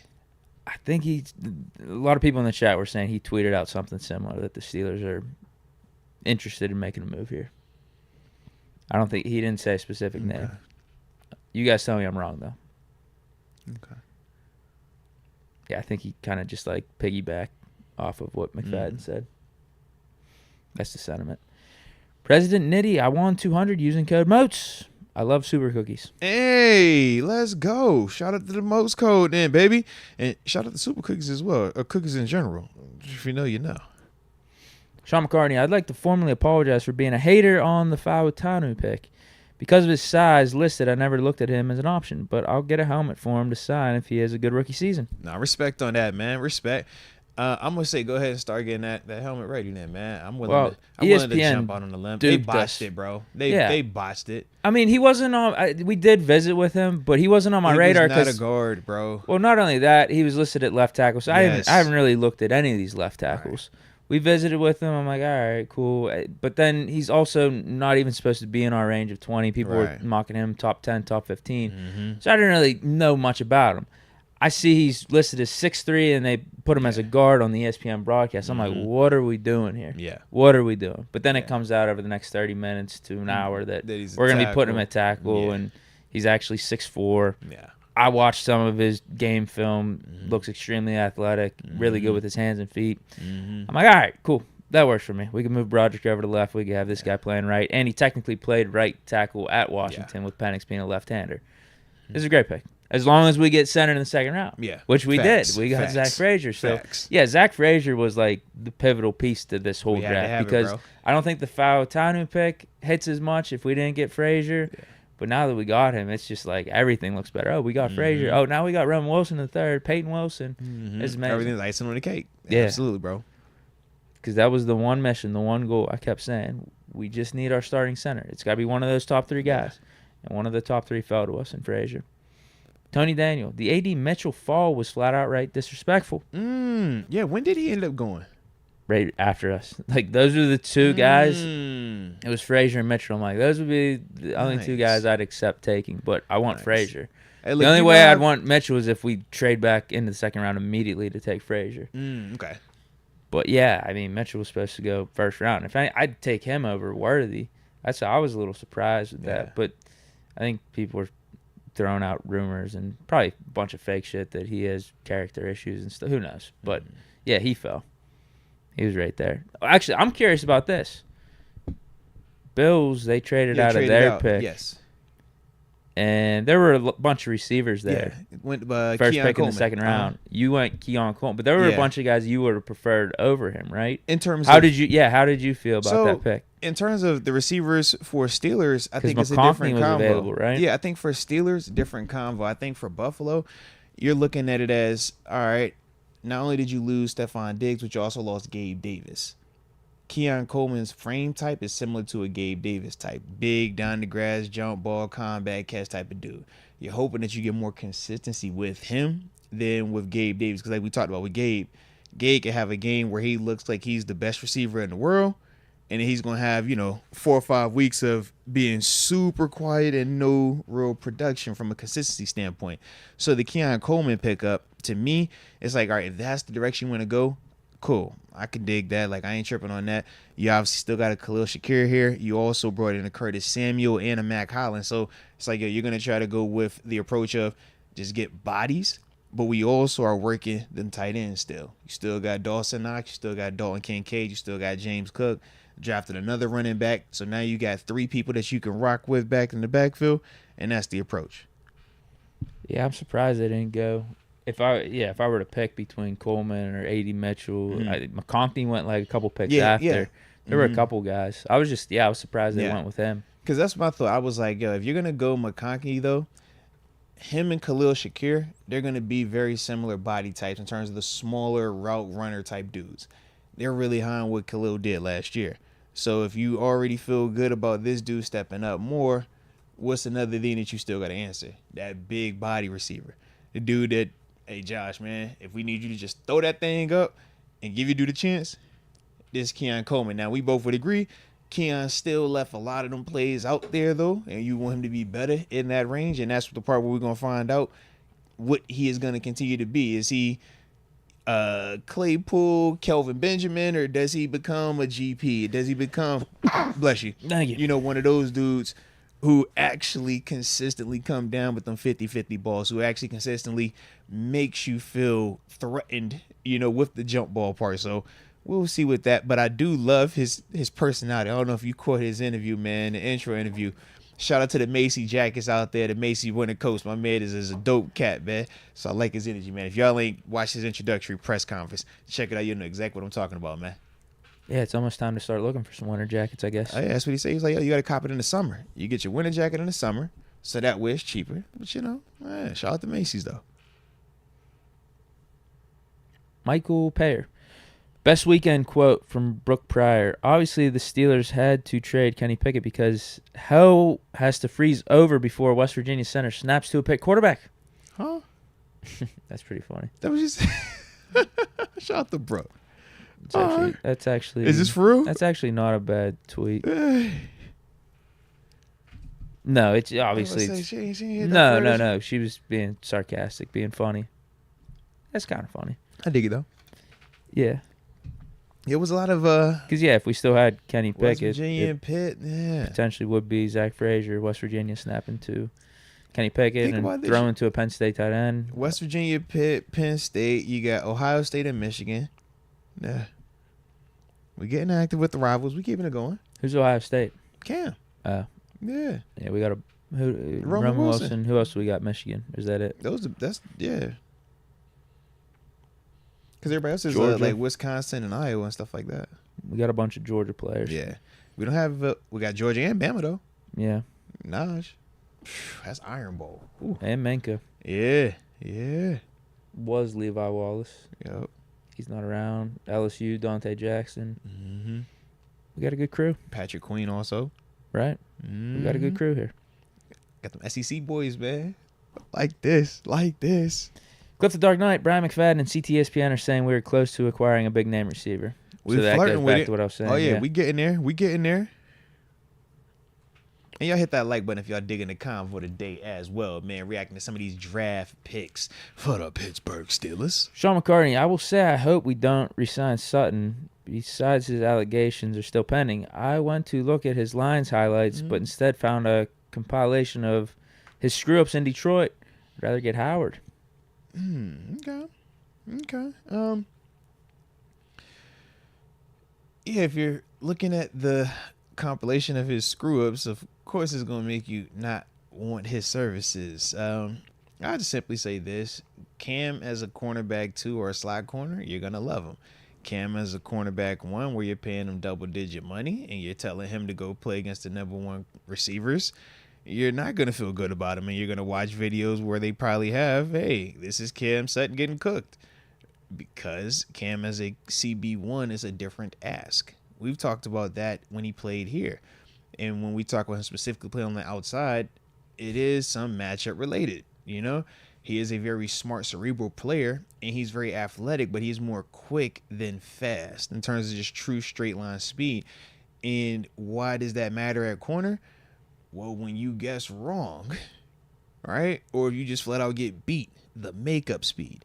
He doesn't possess that for CB1. CB2 or slot, he has the juice for any of those type of dudes, and that's why we saw him thrive when he was here in Pittsburgh. But in Detroit, they paid him to take that next step, and unfortunately for him, he wasn't able to do it this first year, and then, you know, he got into whatever the situation is surrounding him this offseason, and then Detroit just decided to release him because of that. Now, in terms of the Steelers' interest, they doing their due diligence, and they're going to find out way more information than any of us are going to be able to find out. So it's like, you just got to trust their judgment, trust, you know, the research that they're finding. And if they think that that situation is cleaned up and everything is, you know, put the rest with it, then yeah, I think that it would make sense for them to have interest in him, because as a player, he could definitely be an asset to this defense. He could definitely help us out. And, you know, I'm already biased just because that's little bro. That's the dude right there. So I rocks with it, you know, but it's like one of them things where you got to make sure that the due diligence, that everything is checked out, because yeah, if any of what he's been accused of is true, it's like, bro, how do we get here? Right? And that's where you don't want to just make it seem like because of your skill, you don't have to be accountable for your actions, because that's how you create, you know, the snowball effect of, if you get away with this, well, what's the next thing that you potentially try to get away with? And that's the concerning part with some of this stuff, man. Yeah, there were the reports out there that Cohn and Tomlin met with Sutton. That was from Jerry Dulay. Mm-hmm. So I don't know exactly what the meeting was about, if it was just for off-the-field stuff, or if it was also, like, intrigue about him potentially playing here next year. Mm-hmm. But yeah, of course, he still needs to get cleared legally and go through the due process right there. But I could see where it would, if you're just strictly talking football and on the field, I could see, as we sit here right now with our roster shaped up how it is, you could see why it would make sense because of his versatility playing in the slot. Yeah, you just got to wait and see. Like you said, Steelers doing their due diligence, let the legal process play out, and see where that's at before even thinking about bringing him in. Because like I said, man, if we could allow the due process to work out for Deshaun Watson and everything that he was being accused of, right? And it was like, man, 2 grand juries. It was like, nah, man, we don't have enough to do anything, to do any type of charges. It's like, man, if you can overcome that, it's like, all right, well, let's allow Cam Sutton to go through his due process as well and potentially see, man, what comes of this situation, man. See, Fam TV saying Sutton's case was dropped already. That's what I thought. Remember when it was first brought? I think it was just moved to a misdemeanor, so he still needs to they go to reduced court. it from a felony to a misdemeanor. That's what took place. So, yeah, that's the difference. That's why you hear us saying what we're saying in the sense of they're going to do their due diligence. They're going to figure out what's the end game with that scenario right now. AJ Martinez, Diggler. Well, actually, going back to who was that? Was that Sean McCartney's comment? Mm-hmm. Yeah, Xavier Howard is out there. Yeah. I mean, that's very intriguing. Now, he's going to cost more to me than Cam Sutton, though. Definitely. Yeah. And he's dealt with a little bit more of the injuries of the past, was it 2 years? A little bit being in and out, but definitely in a way better. That's probably the best guy player. out there. It's him, Gilmore. Man. I'm biased. I'm going Gilly. Give me Gilly over Jackson, Xavier, bro. Kelly Witherspoon. Yeah, I just felt some type of way how you worded that. He was like, he's the best out there, bro. You really say he's the best out there. He ain't better than my dog Gilly. I'm taking Gilly over him, man. I'm taking Gilly over him, man. And Gilly healthier. Knock on wood. Come on, bro. It's Gilly. What we talking about, man? I'll still go Howard. God, man, Howard catch some picks here and there, man. He ain't nicer than Gilly. Gilly hit you harder than that. Come on, man. You know Gilly the kid, bro. It's Gilly. Don't be like that, man. You like Gilly over Xavier. It's Gilly, bro. It's the fun. It's a good guy. AJ Martinez, Diggler in the Super 6 Pirates cap. Oh, yeah. And 5'5" Superfly. Let's get it. How the Pirates doing right now, anyways? We got any updates on them? Not good. One game under 500. What happened? Yeah. Going a little rough patch? Yeah. All right. It's time to call up Skeens. Okay. Some of our hitters aren't doing what we expected them to this far this year. I don't think Henry Davis is living up this far. What's O'Neal talking about? He's been good. KD swag. So no one is concerned about Pat Myers coaching. Dotson and Green improved after getting away from him. How do you explain keeping him around?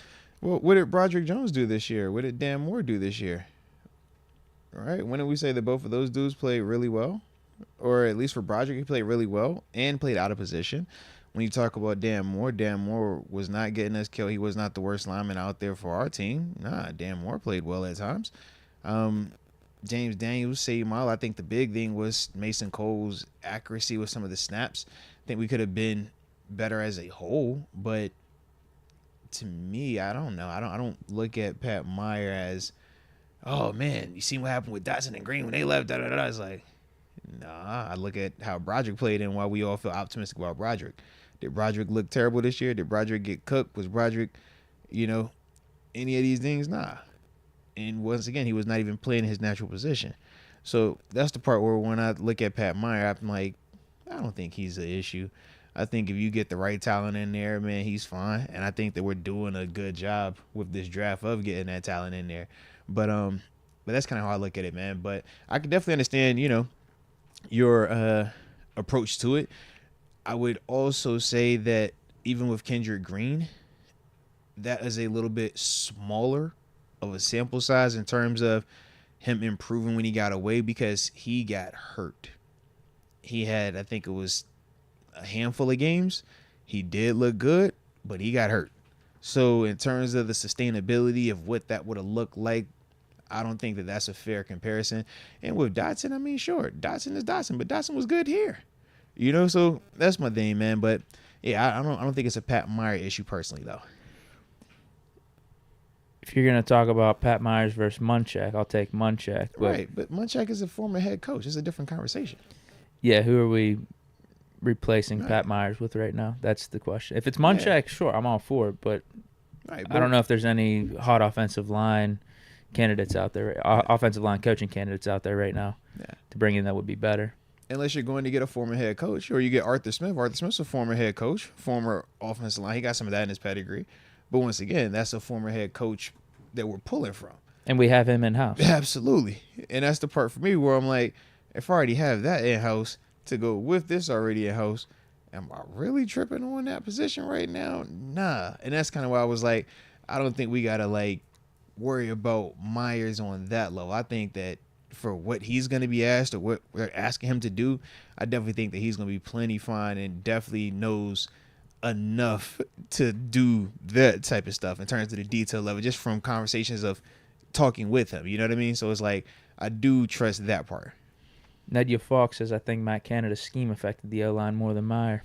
Well, don't just think of the scheme, quarterback play also, because the timing. When we talk about the depth of your drop, the consistency with the drops, and the different quarterbacks. That was one of the big things later in the year that some of the offensive linemen did complain about internally, where it was you're dealing with the difference of a Kenny dropping and how he might drop or how he might try to evade pressure.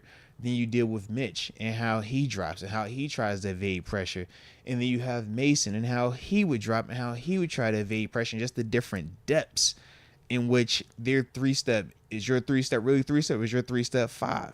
Or is your 5-step really 5? Or is your 5-step 7? And those are all different things that the offensive line did have to deal with. Now, as we communicated today, it sounds like, oh man, that's just lip service. But if they would have said it in the season, it's very legitimate. But now it's, all right, they got internal issues going on. Oh man, they turned on the quarterback. It's like, nah, but that is the legitimacy of what they deal with in terms of the protection, the depth, and the release and the quickness of the reach from that quarterback and these receivers have just as great an impact on the protection as those dudes trying to just win their one-on-ones based off of their pure talent and athleticism. So they did have some of that at play. But once again, the same way we would talk about Kenny, we say it's not always going to be perfect for the offensive line. It's not always going to be perfect. So you try to bring in the type of players that we say can rise above any variables. We felt like we've done that with quarterback. We felt like we've been doing that with offensive line. And then with this draft, we feel like we've also done that with the offensive line in terms of just bringing in players that it doesn't always have to be right. But if we all on the same page, we're going to be all right. That's the type of dudes you want to have out there. And I think that's what we're going to be putting out there. So we should see even more production in that unit. And in a year from now, we'll be like, dang, man, Pat Myers halfway straight, bro. People like Pat Myers because of the guys who's going to have working with him, man. Young Shad 101. Hey, Deke and Moats, I have a question for you both. In free agency, who do you want the most to join the Steelers and why? That's a great question. Man. Well, you keep bringing up, or somebody started up the Gilly convo, so ever since then it's had my mind hot on Gilly. Now, my only issue is the fit. Because as I kind of talked about with Dante Jackson, his contract situation, it throws it off a little bit. So, you know what? F it, give me Odell. You said Courtland Sutton, it was a pump fake, so give me Odell. And you said free agent, not trade. Yeah. So I would say Odell. I mean, part of me wants to say Justin Simmons. Yeah, he nice too. That's a luxury pickup. He nice too. Yeah, he nice too. God, no, he nice. But probably in terms of just biggest need, it's receiver. And I'm gonna go DJ Chark. Actually, Ooh, I think that's my pick. I think he fits in pretty damn well with what we got. He's 6'4", he's tall, he's fast. I like DJ. He's a former Pro Bowler in and of himself. I think. What's that number going to cost though? Not much, because I looked at this yesterday. No, it's not going to cost much. Like? He went to the Panthers last year for 1 year, $5 million. Okay. So I don't expect that to be any more. Because he didn't have that great of a season with the Panthers. Because I think that's been one of his problems in his career. Man. He's been in some poor offensive situations for the most part. About 90% of his seasons are just shitty offensive. Offensive surroundings. Jaguars early on, and then Carolina last year. His only good offense, you could say, is Detroit. Yeah, up there with Jared Goff and what they were doing just 2 years ago. Because they were starting to ramp it up at that point. Obviously, they were a much that was better like the team. year before. That was like the prequel. Because they ended up going 9-7.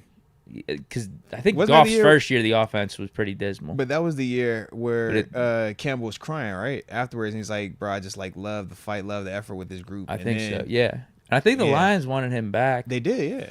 But, weren't able to come to an agreement. But it's a combination of him just being in bad offensive scenarios and some of the injuries. He's been banged up. He's dealt with some dings and nicks throughout much of his career. Yeah.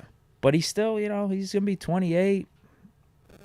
As a number 2, I think it's like doesn't hurt, it's like very comparable to us trading for Courtland Sutton. I think Courtland Sutton's the better receiver, But Chark, I think, give us some more upside, being just a big outside threat for us. They said it's a number 2. That's why I think I'm like, I don't need you to be Batman. I just need you to win your matchup versus the other guy, right?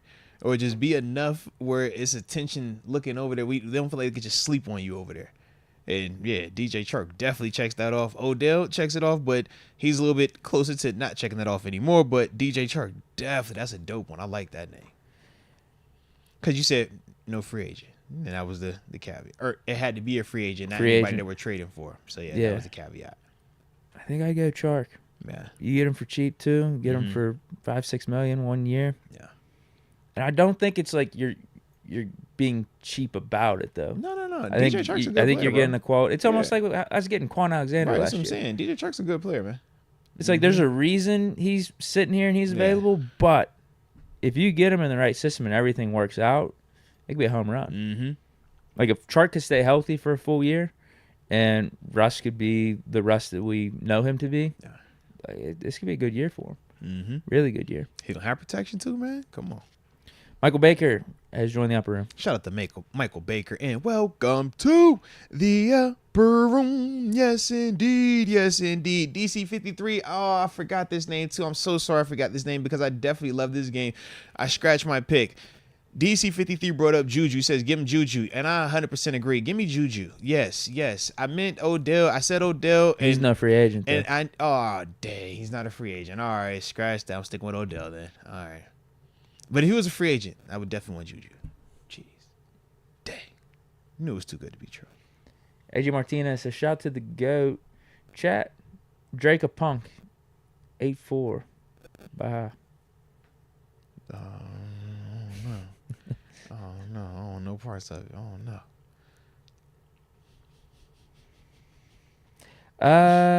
Brian Collins. When you start your music career, please don't sign with Diddy. Hit that like button if you don't want Moats to find out what did he do. Hey, bruh. Hey, he's definitely talking to you because you're in the music game, man. Yeah. Just be careful. Yeah. Yeah. Yeah. Anywho, I'm going to get this one real quick. We skip one. Shout out to Sean McCartney. He says, the question is, who's better, Van Jefferson or Courtland Sutton? I just can't get the image of Courtland Sutton getting the ball ripped out of his hands versus Miami. Okay.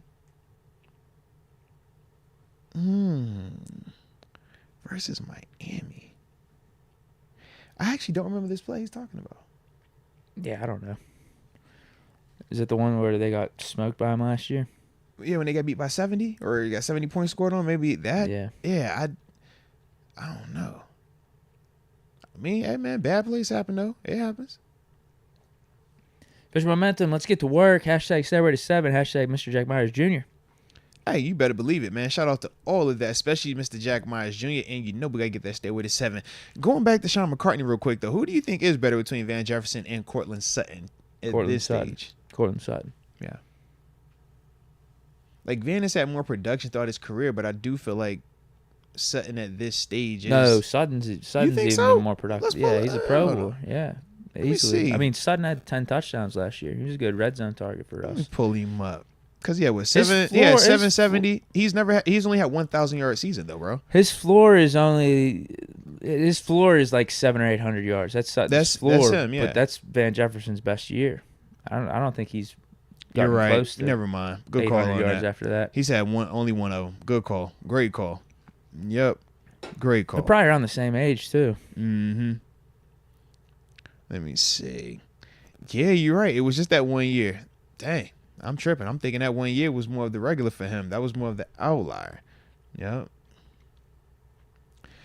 So, yeah, even more so then. Let me get another receiver. Let me saw something real quick, man. Yeah. The Sutton trade and a DJ Chark signing feel like the two most Steeler type of moves. So make a move, man. Yeah. But are those, whenever I say Steeler type of moves, am I referring to what I knew about the Steelers in the past with Kevin Colbert? Because an Ayuk trade or a Higgins trade is a Omar Khan type of move. This is very true. He's going for the gusto. He's like, yo, why go for here when I can go for there? Yeah. Good call. So I don't know what to think. Yeah. Good call. and that's not a knock on us trading for Sutton or signing DJ Chark at all. I'd be completely fine with that. I think it'd be a savvy move if we traded for Sutton or signed Chark. But if we wanted to go a little extra here, that's an Ayuk or Higgins Omar trade. ain't going for the regular. He goes for the extras. Just remember that. And you can do it. Omar goes for the particularly extras, this year, you can do something like that. And why not? It would pay off. Or it has a great probability of it paying off in terms of this season. Yeah, with the Chark or Sutton, you're not leveraging as much of your future. That's really all. But I think they'd be very helpful to us this year. Like, it's not knocking what they could do for us. Not knocking it at all. Like, can you get what you're looking for out of wide receiver 2 from a Sutton or a Chark? You feel like you definitely can get that from an Ayuk or Higgins. Yeah. Like, that's way more of a surefire answer. Sutton and Chark, though, you should definitely be able to get that. Yeah, too, exactly. I don't think you're that many degrees off. And we're from an Ayuk or Higgins by bringing in a Sutton or a Chark. But drastically cheaper, though. Exactly. Like that's where the value. That's what I'm talking them, about. When you want to bring up value and just being savvy and smart, I mean, that's just the answer. It's not going to be as exciting, but we would do damn well by doing it. Yeah. Official Momentum. What's good, everyone? Hashtag Ben and Duck. Hashtag #1 podcast. Ben and Duck. What Ben and Duck do? Oh, they got something going on? I don't know. Maybe they're starting a podcast. Shout out to Ben and Duck, though. Official Momentum saying it's the #1 podcast. Hey, we're relegated to #2. Hey, man, sometimes you got to crown it, bro. Crown it, man. They both elite, so I like it. Official Momentum says Mufasa, the Lion King, in theaters this Christmas. Let's go. That's going to be fire, bro. Is that like an origin story? Yeah, you got to have one of those, man. Okay. And it brings them back to life, bro. Like, nobody wants one of the dopest Disney fathers to just disappear forever. It's like, nah, man, let's rerun that back, man. Give me the prequel. I'm down for prequels, man. When you can't keep going on because we killed them off in the first one, it's like, all right, man, let's go back in the future. Let's do that. Hectic. Didn't mean to say phrase. I forgot. The I. At work, I got to type fast. I actually kind of like it, though. We call them phrase. Yeah, phrase. Phrase. At work, got to type fast. What you think about? So it's a phrase, huh? What you get your mind right, bro? Yeah. At work, got to type fast. Thoughts on having 3 Wilsons? Means it don't matter what jersey you buy if one leaves. I swear, I like your energy right there.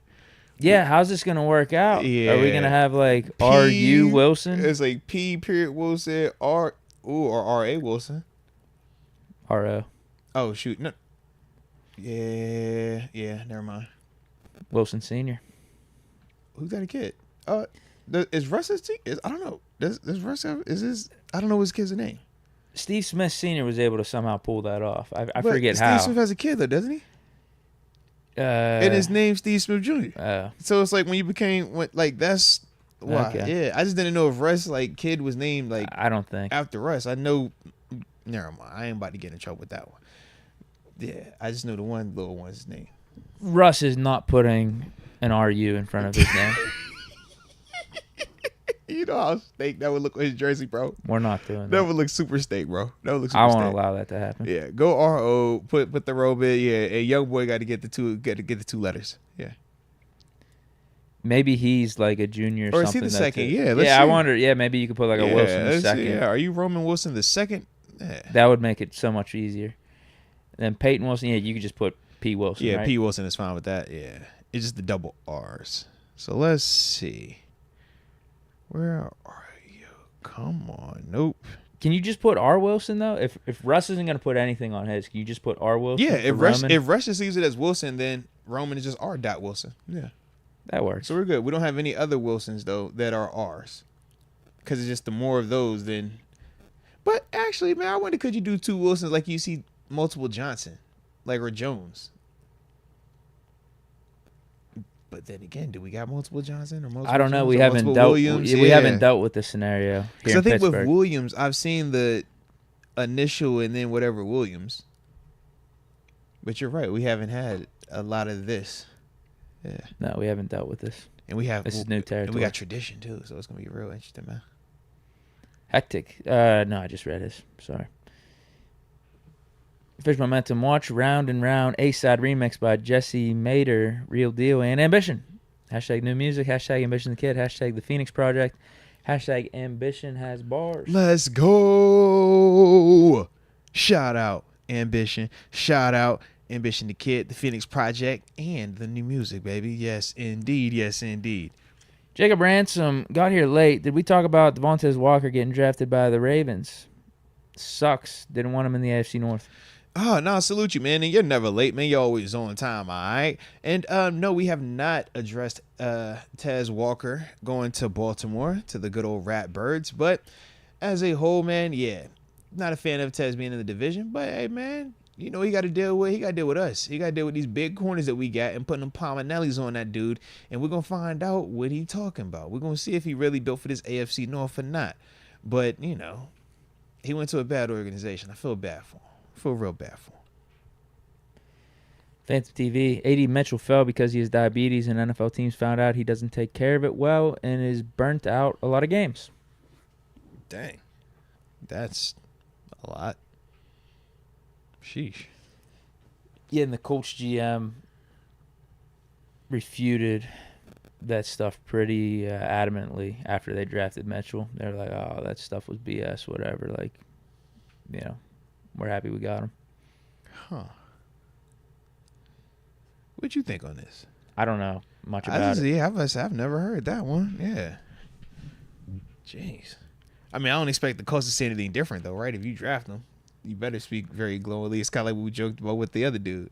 It's like, man, you don't get drafted and the first thing you do is talk about somebody else. Nah, you better act like you was happy. You better act like you love this player.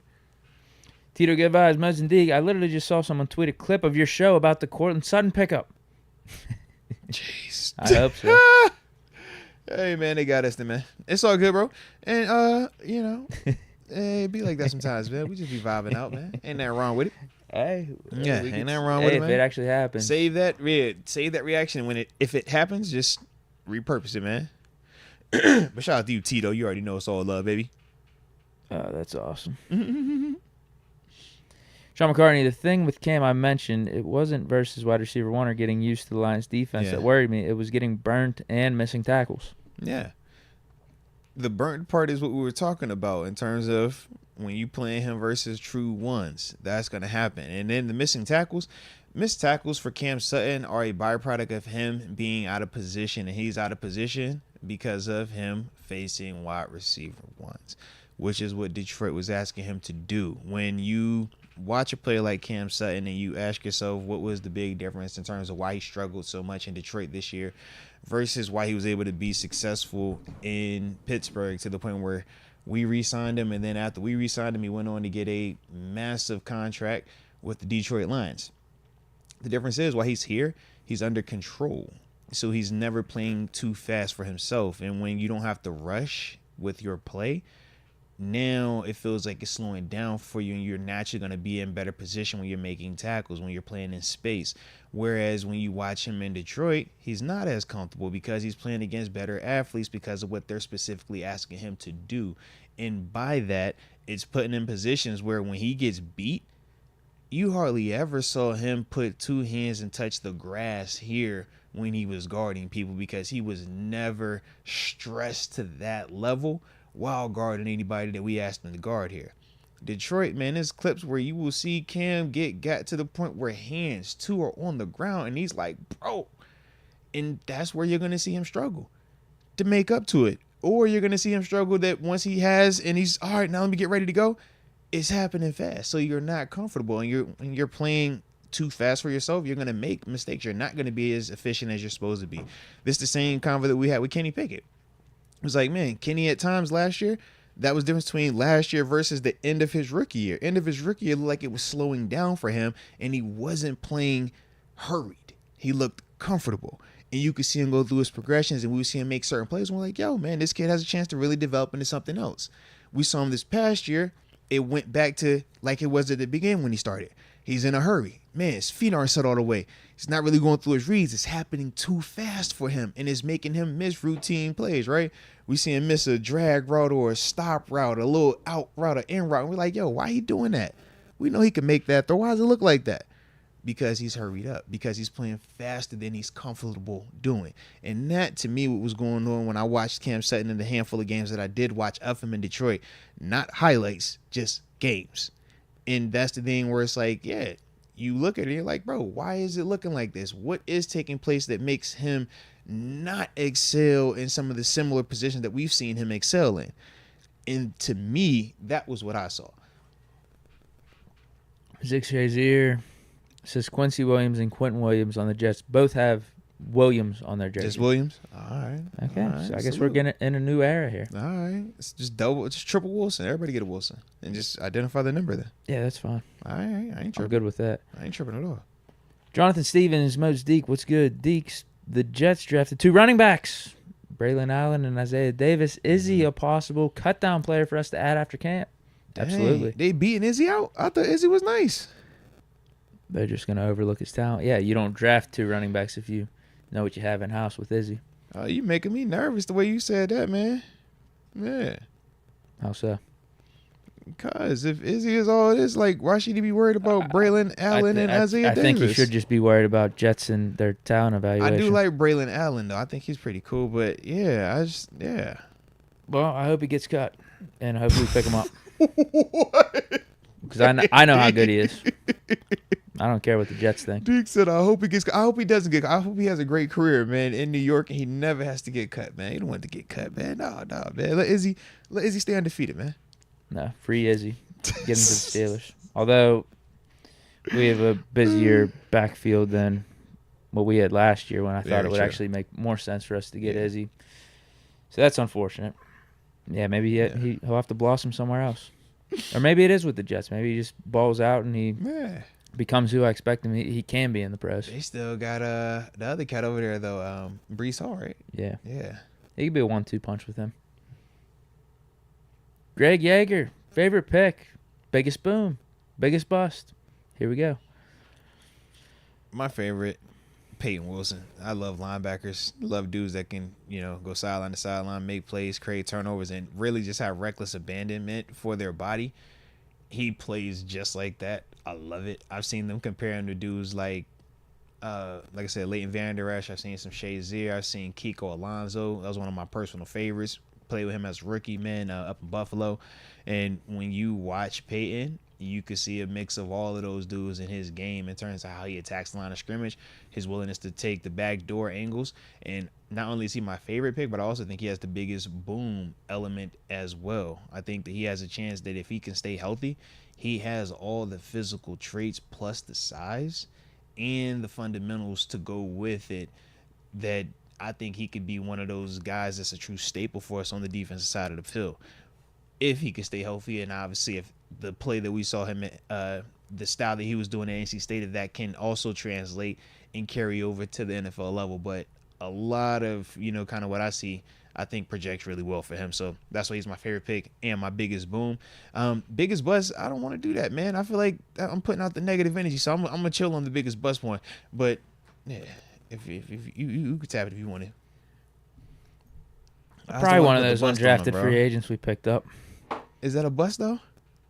I liked our picks. Yeah, I'm like for it to be a big bust. I'm like, dang, it's got to be somebody like. I think it'd be Ryan Watts if you had to pick one guy, but you're drafting him in the 6th round, and that's where he's getting projected. Yeah, I think that's where you're projecting him to get drafted anyway.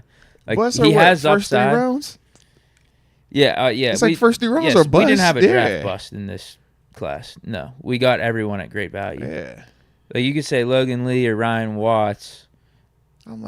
Maybe you didn't get as good value like you did with the first 5 picks that we got in the first 4 rounds, but that's where they were projected to go. Yeah. And I don't think there was anyone that stuck out that we should have taken over him at that point.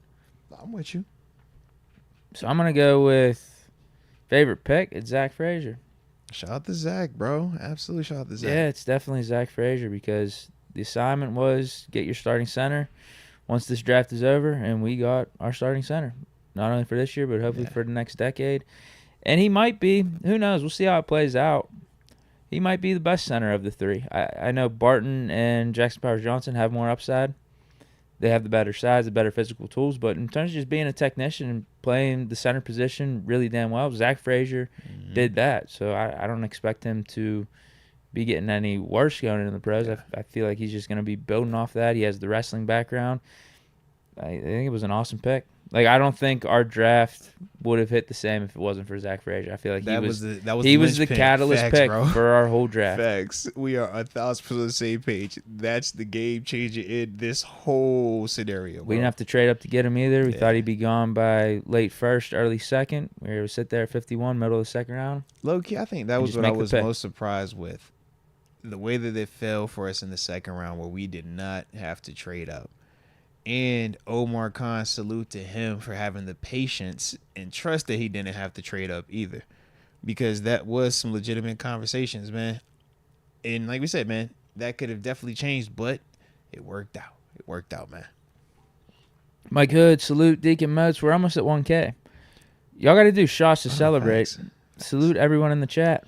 Nah, respect on that, man. Nah, y'all been showing up and showing out, man. In terms of just the constant uptick in viewership, man. It started, obviously when we got into last season, but it is definitely carried over into the off season. Me and Deke joke about it all the time. We're like, this is supposed to be our downtime. This is supposed to be, the off season where it isn't nothing going on. And we're like, nah, bro, they still tapping in. They still rocking with us, man. So, nah, salute y'all, man. Salute each and every one of y'all. So. Hit that like button too while y'all in here, though, man. If y'all digging the show, you might as well hit it one time. And then subscribe if you're new to the channel as well. Trita's over. I think we had a great draft. Would have liked a bigger receiver, but I like Roman too. Yeah. AFC Championship caliber team. You talking my language, man. They are definitely putting together a heck of a foundation for any of that type of stuff, man. And even though, Roman isn't the biggest receiver, the way that he plays, though, from a receiving standpoint, man, we're going to get plenty of production from him. So we can still feel good about that part right there. Richard Hunt says, give me all the Wilsons and Suttons. Yeah, we could. Just sign them off. Farron Bradford, Moats, I know you saw the Coleman interview.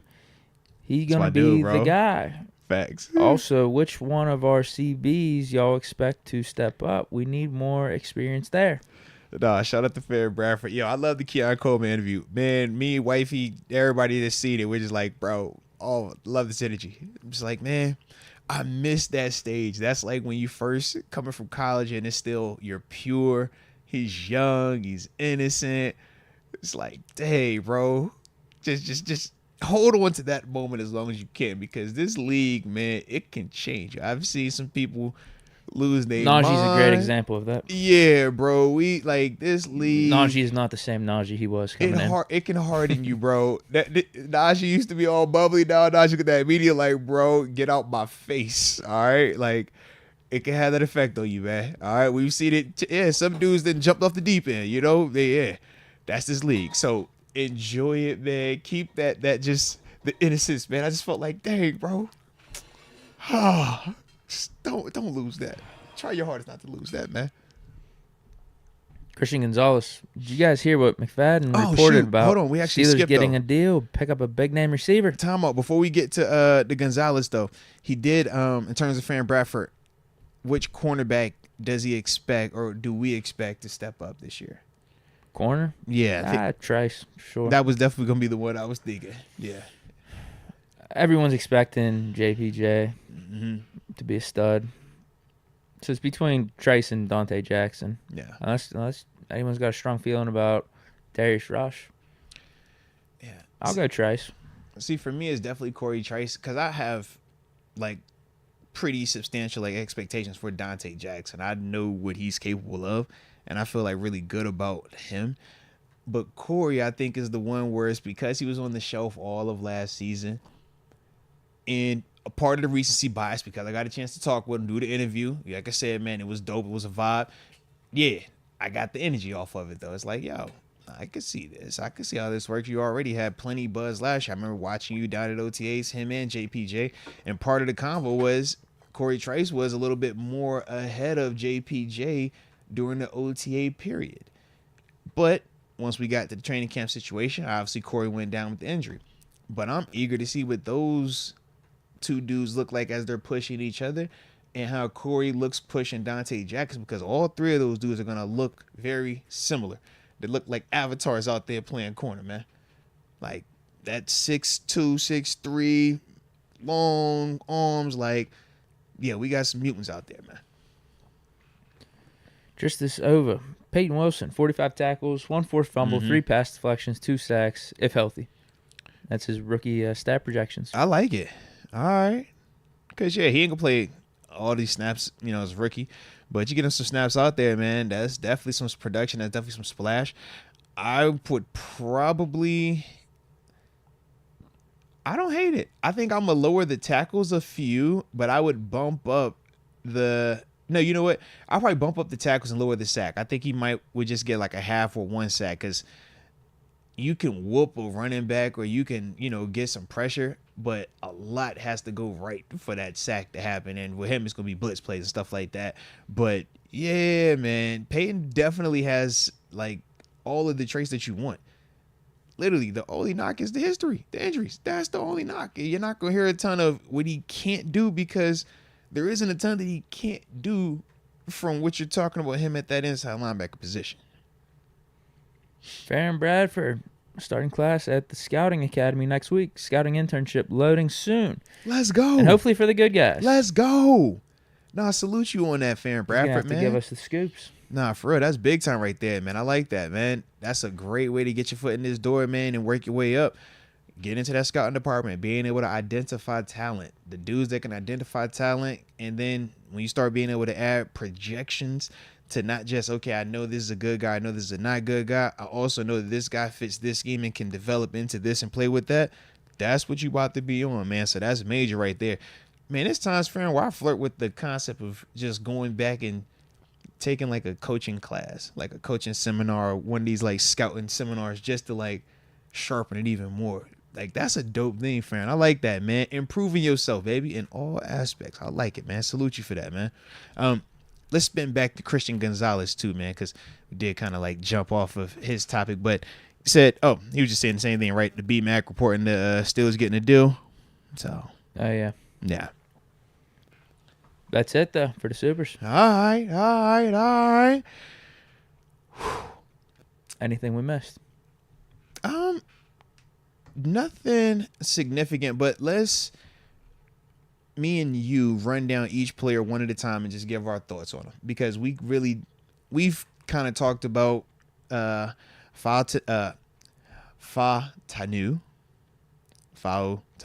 Did I say that right? I feel like I butchered it again. Fautanu. I'm butchering it. Am I butchering it? I feel like I'm saying it right. I'm killing it though. I'm going with Fautanu. Fautanu. Am I saying it right? Is it Fautanu? I think there's an extra syllable in there. Tanu. Fautanu. Yeah. Yeah. I'm going to just start writing it out phonically, bro. And eventually I'm going to get it right. Fautanu. All right. We talked Tim. We talked some Frazier. We talked both Wilsons.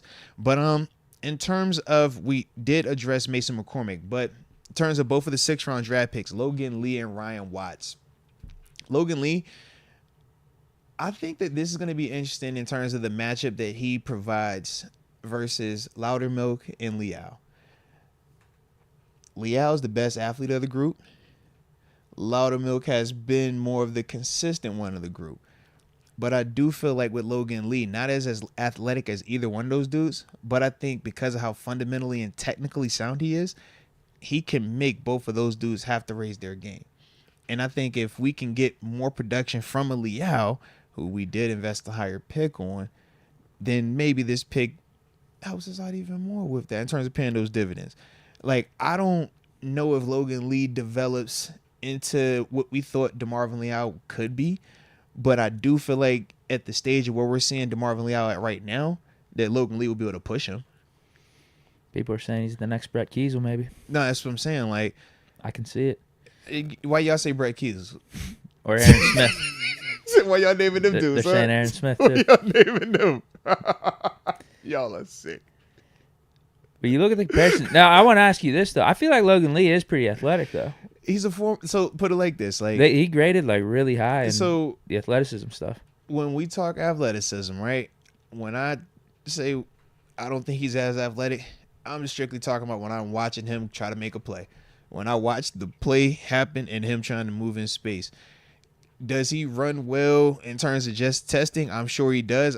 just going off of his number being 85, I assume he was a high school tight end or offensive player that he got moved actually over. was. Yeah, I'm like, because I can see your number. That's what they do. They say, hey, come here, you can play a sexy wide receiver or a tight end, but no, we're gonna move you into these trenches. But we couldn't tell you that, otherwise you wouldn't have committed here. So I'm like, yo, you probably do. Cool, you test well, dope. But when I'm watching him play, I don't personally see the same burst from a change of direction standpoint as I do when I watch Leal or when I watch Loudermilk. And that's why I say I don't think he's as athletic as those two dudes in comparison.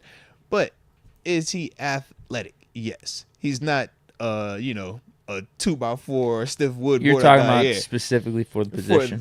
For the position. That's the stuff where I'm looking at in terms of he's going to have some issues with some of these athletic tackles at DN and R5 and our 3-4 look if his eyes are late. If his eyes are bad and his hands are late or his first step isn't the best, because he doesn't have a ton of just makeup foot speed, right? We talked DeMarvin Leal.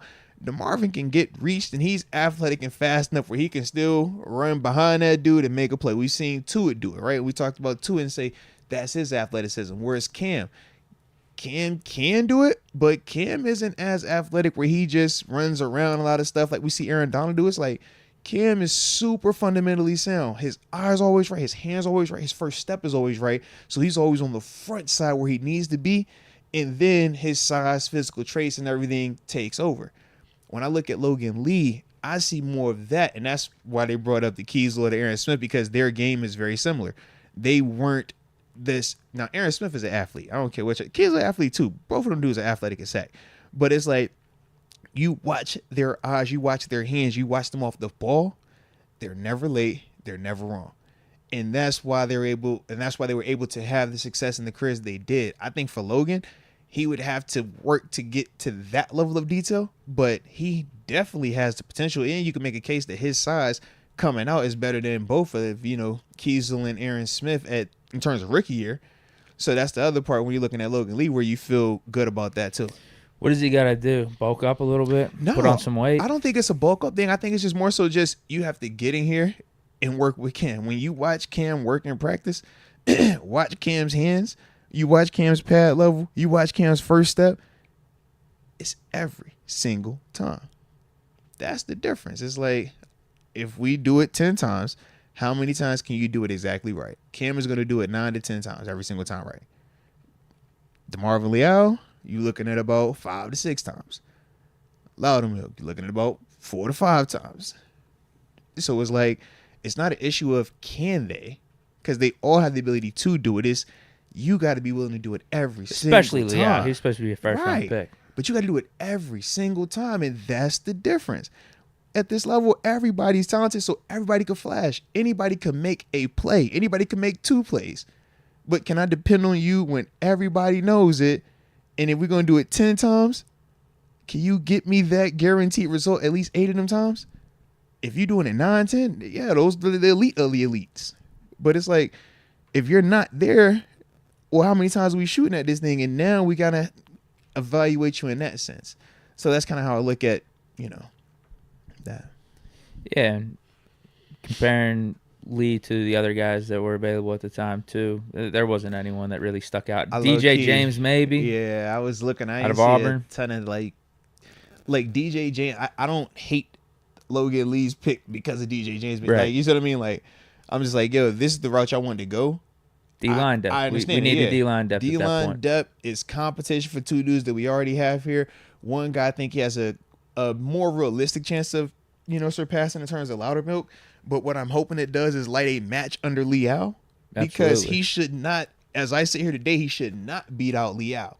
But if Leal doesn't take another step, Logan Lee is definitely good enough, definitely talented enough, definitely fundamentally sound enough to beat him out. And that's how I look at this pickup. Yeah, this year's make or break for Leal. Yeah. It's crazy because he has, like, when you talk just talent, athleticism, size, Leal checks off every single box. Pretty decent stuff his rookie year.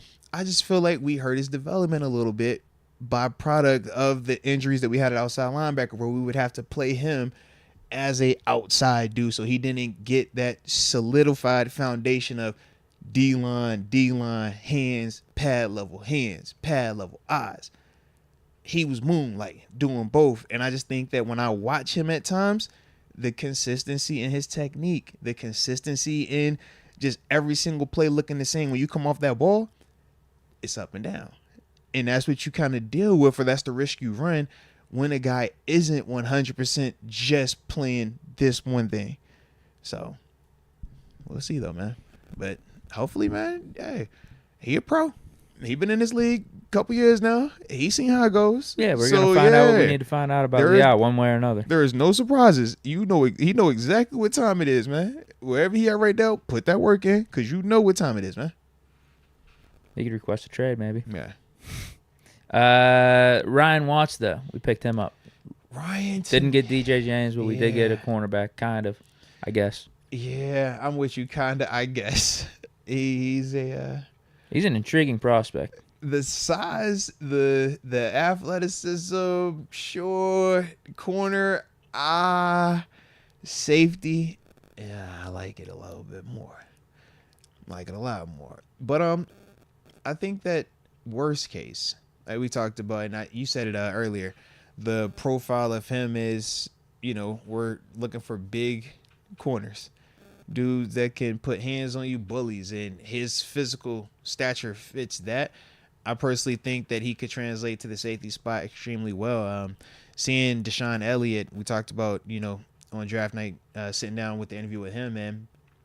Deshaun, very similar frame in terms of that 6'1", 6'2", but with Ryan, we're seeing potentially 6'3". At least that's what they have him listed as. Also, dudes that are willing to tackle and not just drag down tacklers. We're talking knockback tacklers. The guys that are going to be exploding through their hips, not the guys that are, taking it in. They fall on their backside. They're like, hey, fall on top of me, please. That's the type of tackler when you watch Ryan, he's exploding out of his hips, and that's a good sign. That is what you want to see.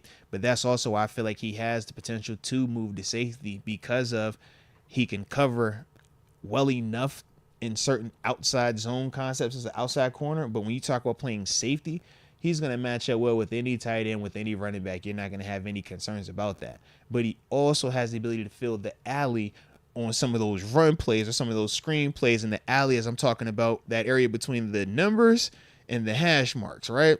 Where the tackle is and that wide receiver, and we always trying to get to the perimeter, and that's where you want action at.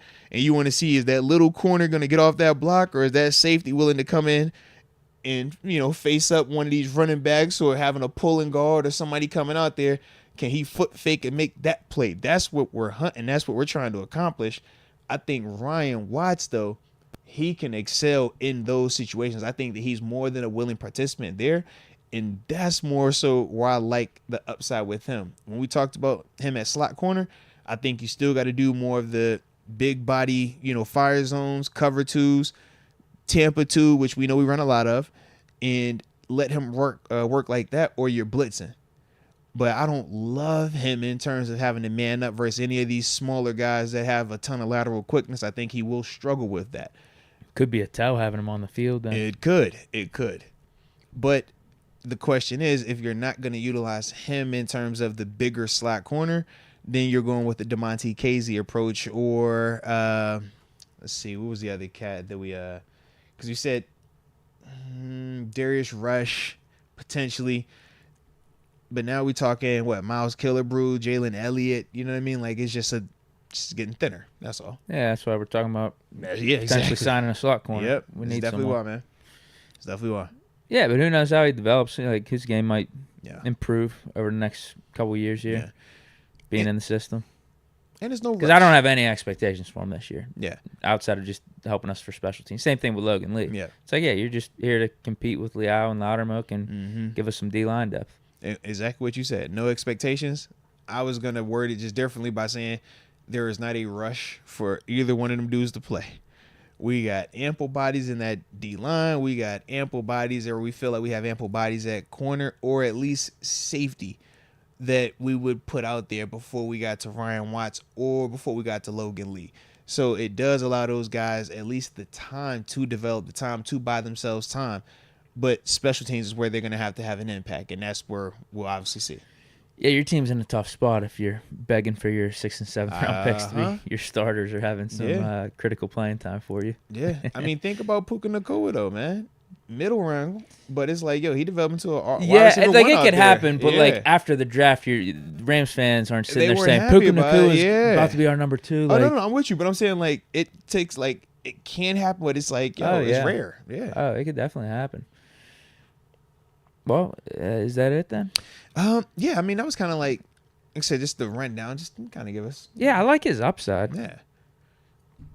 Because like I said, I figure, man, we come back in here on Wednesday, man, we could definitely talk a lot of these undrafted free agents as well, because that's a whole nother group. Yeah. Yeah. I'm good with that. So we got a few more super chats here. Thomas Dowdy, maybe with all these great moves we have made this offseason, we can lure J.J. Watt out of retirement for depth and as a player coach. I'm good on that. What you mean you good on that, bro? Come on, he's a full year retired. He had his chance. That means he he's took healthy. The money. It means he's healthy now, and he's paid, so he doesn't have to cost a lot. He'll come for vet men. Nah, we don't need as much help as what. Who said that? Is what Thomas Dowdy's leading on. Yeah. For D-line depth or edge rush depth. Nah, we don't need it that bad. Zeke Elliott, though. Did you see that? Going back to the Cowboys. I did, bro. I did. AB, CTSPN, another hit. Oh, he called that? Oh, yeah, last week. Shout out. I ain't seen none of that. Shout out, bro. Yeah, I've been like sporadic in and out on social media. I finally made a post recently. It was a date night post. I still am. I've made a note to make a post from my draft weekend pictures. All right. So I'm supposed to be making a post. But yeah, I be in and out of this thing, man. So shout out to AB though, bro. The CTESPN is valid. It's ESPN reported there were talks happening for a Herbert trade after the draft. I think it was either Friday or Saturday. It was after the first round. Yeah. AB was the first to talk about a potential Herbert trade. Yeah, that was a couple weeks ago. Yeah. Shout out to AB, bro. Shout out. Who would have thought? Has AB missed? What a time. Well, he did say missed, Steelers and Justin Jefferson trade was maybe happening. But what a time. What a time. Shout out to AB, bro. What a time. He's been at least 50%. That's what I'm saying. He's shooting right. Him and Ian Rappaport got to be what right now, bro. Basically, if he reports something, I guess you got to think about it or talk about it a little bit. It's to that point. You don't laugh it off anymore. I think early on we would laugh it off. I think now we're a double check. It's like, okay, yeah, what does he know? Could this happen? Yeah. If it does happen, because he was 100% on them jerseys. I know that he ain't miss on a jersey. I'm like, bro, this is kind of wild.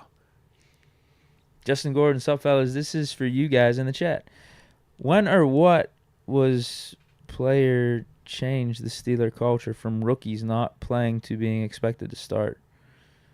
Wonder what was the player that changed the Steelers culture from rookies not playing to being able to start? Okay. Ryan Shazier. That was the biggest conversation in terms of rookies coming in and rookies being able to play and start here in Pittsburgh versus rookies coming in and having to sit mandatorily. It was exclusively because of when we talked Dick LeBeau's defense. It wasn't that it was just any defense. It was like its own, encyclopedia. 60 calls, but then it has 60 variations off of the 60 calls. And he'll call 1 through 60, which has its own sets of checks and adjustments off of those calls at any point in time in a game. And for rookies, that can be extremely overwhelming to deal with while you're still trying to figure out if you're even good enough to play at this level. Heck, I remember a time, Deke, 2014, my first year in Pittsburgh, and this is our second time playing the Ravens. We're in Pittsburgh in this game. I'm balling out and everything. Bro, he calls a call that I've never even heard before. And they're like, yeah, bro, we installed this on our Super Bowl run, and we don't even talk about it. But because he felt like we had enough dudes that were still out here that he could just call it. So you sub out real quick. And I remember like subbing out the game, and I was like, dang, bro, this is nuts that they even call it. He would even call something where we've never even talked about it. But that's the type of stuff as why they would typically never play rookies, because you can't run that risk of a dude not knowing what he's going to be doing out there on a play at any point in time. Now, Shazier, that was the argument, and it was times where the arguments, you would have them because of that.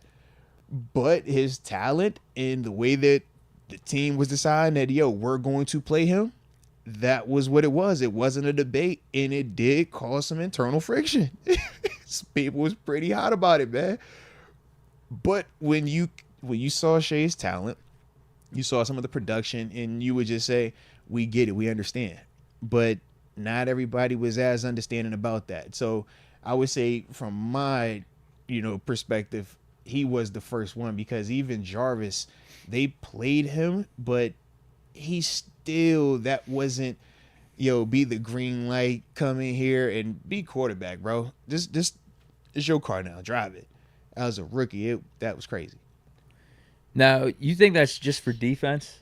What I was gonna say, I don't know about offensively, but I know defensively that was the case, because they. But that would make sense if it's defense, because we had Dick LeBeau here, and it was under that Dick LeBeau whole time where we had a little bit of turnover on offense and our offensive coordinators. Because I can't speak on them dudes. Like Heath Miller started, I think, his rookie year. Santonio Holmes played a lot his rookie year. I don't know if he started right off the bat, but he came along. DeCastro and Pouncey, they started. Mm-hmm. So maybe it's specifically defense. I think you're right. Like that was definitely the talk. Whenever we drafted Cam didn't play his rookie. Now listen, I think we did have like Kiesel and Smith and some of those dudes at the time. So we didn't need him to play. But a lot of those dudes on defense, I don't remember we starting drafted Jarvis. Even Burns took him a little bit. Right, Shazier. When I tell you, I don't think Polamalu started. No, he didn't. When we walked out there, everybody had already heard the conversations about rookies don't start under any exception here, because it's Dick LeBeau. When you're looking at this playbook and you're like, bro, I get it. I'm in year 5 coming here. It's like, I get it. I totally understand why this is way too much on a young dude, because it's a lot even on me in year 5.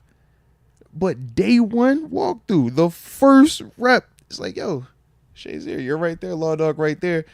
And they treated it as if it was like, bro, you're going to have a tutor program. Like, we're going to make this work. So you would literally see Coach T standing over there, Dick LeBeau standing over there, Keith Butler talking to him all the time. Like, constantly everybody making sure that 50 was going to have the information that he needed as a rookie to play. But they were going to make sure, like, yo, that was the first one where it was like, yo, you're playing. And it was nuts. But it's Shay. Shout out to Shay, bro. That's interesting. Yeah. But it was definitely the playbook and the amount of adjustments. Like, it wouldn't just be a basic cover 3 call. It's like, bro, this cover 3 has 10 different variations to how we're going to play the same call. But everything could just happen like this, and not everything is communicated pre-snap. Some of this is, if this guy does this and he does that, this is all changed.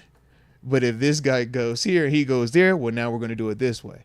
But if he does this with that, oh, now it's this. And if they show up like this, well, we might just check that.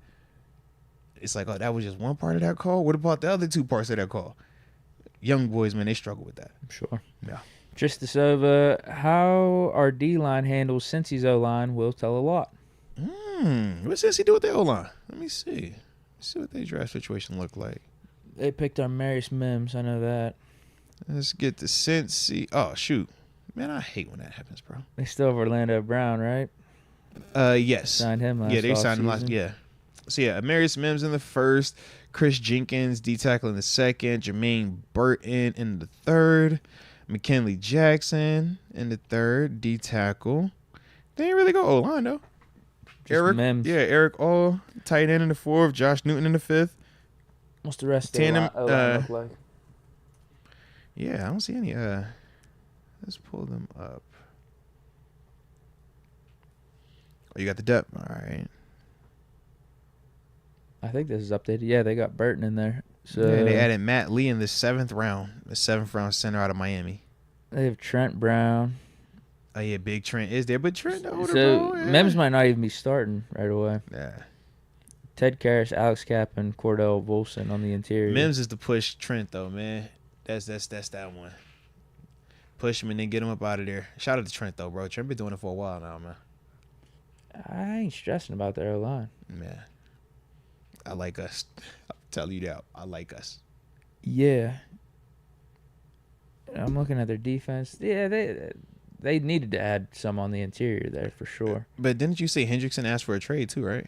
He did. Yeah. So I think they came to some type of resolution on that. Okay. The T. Higgins one they haven't yet, though. Okay.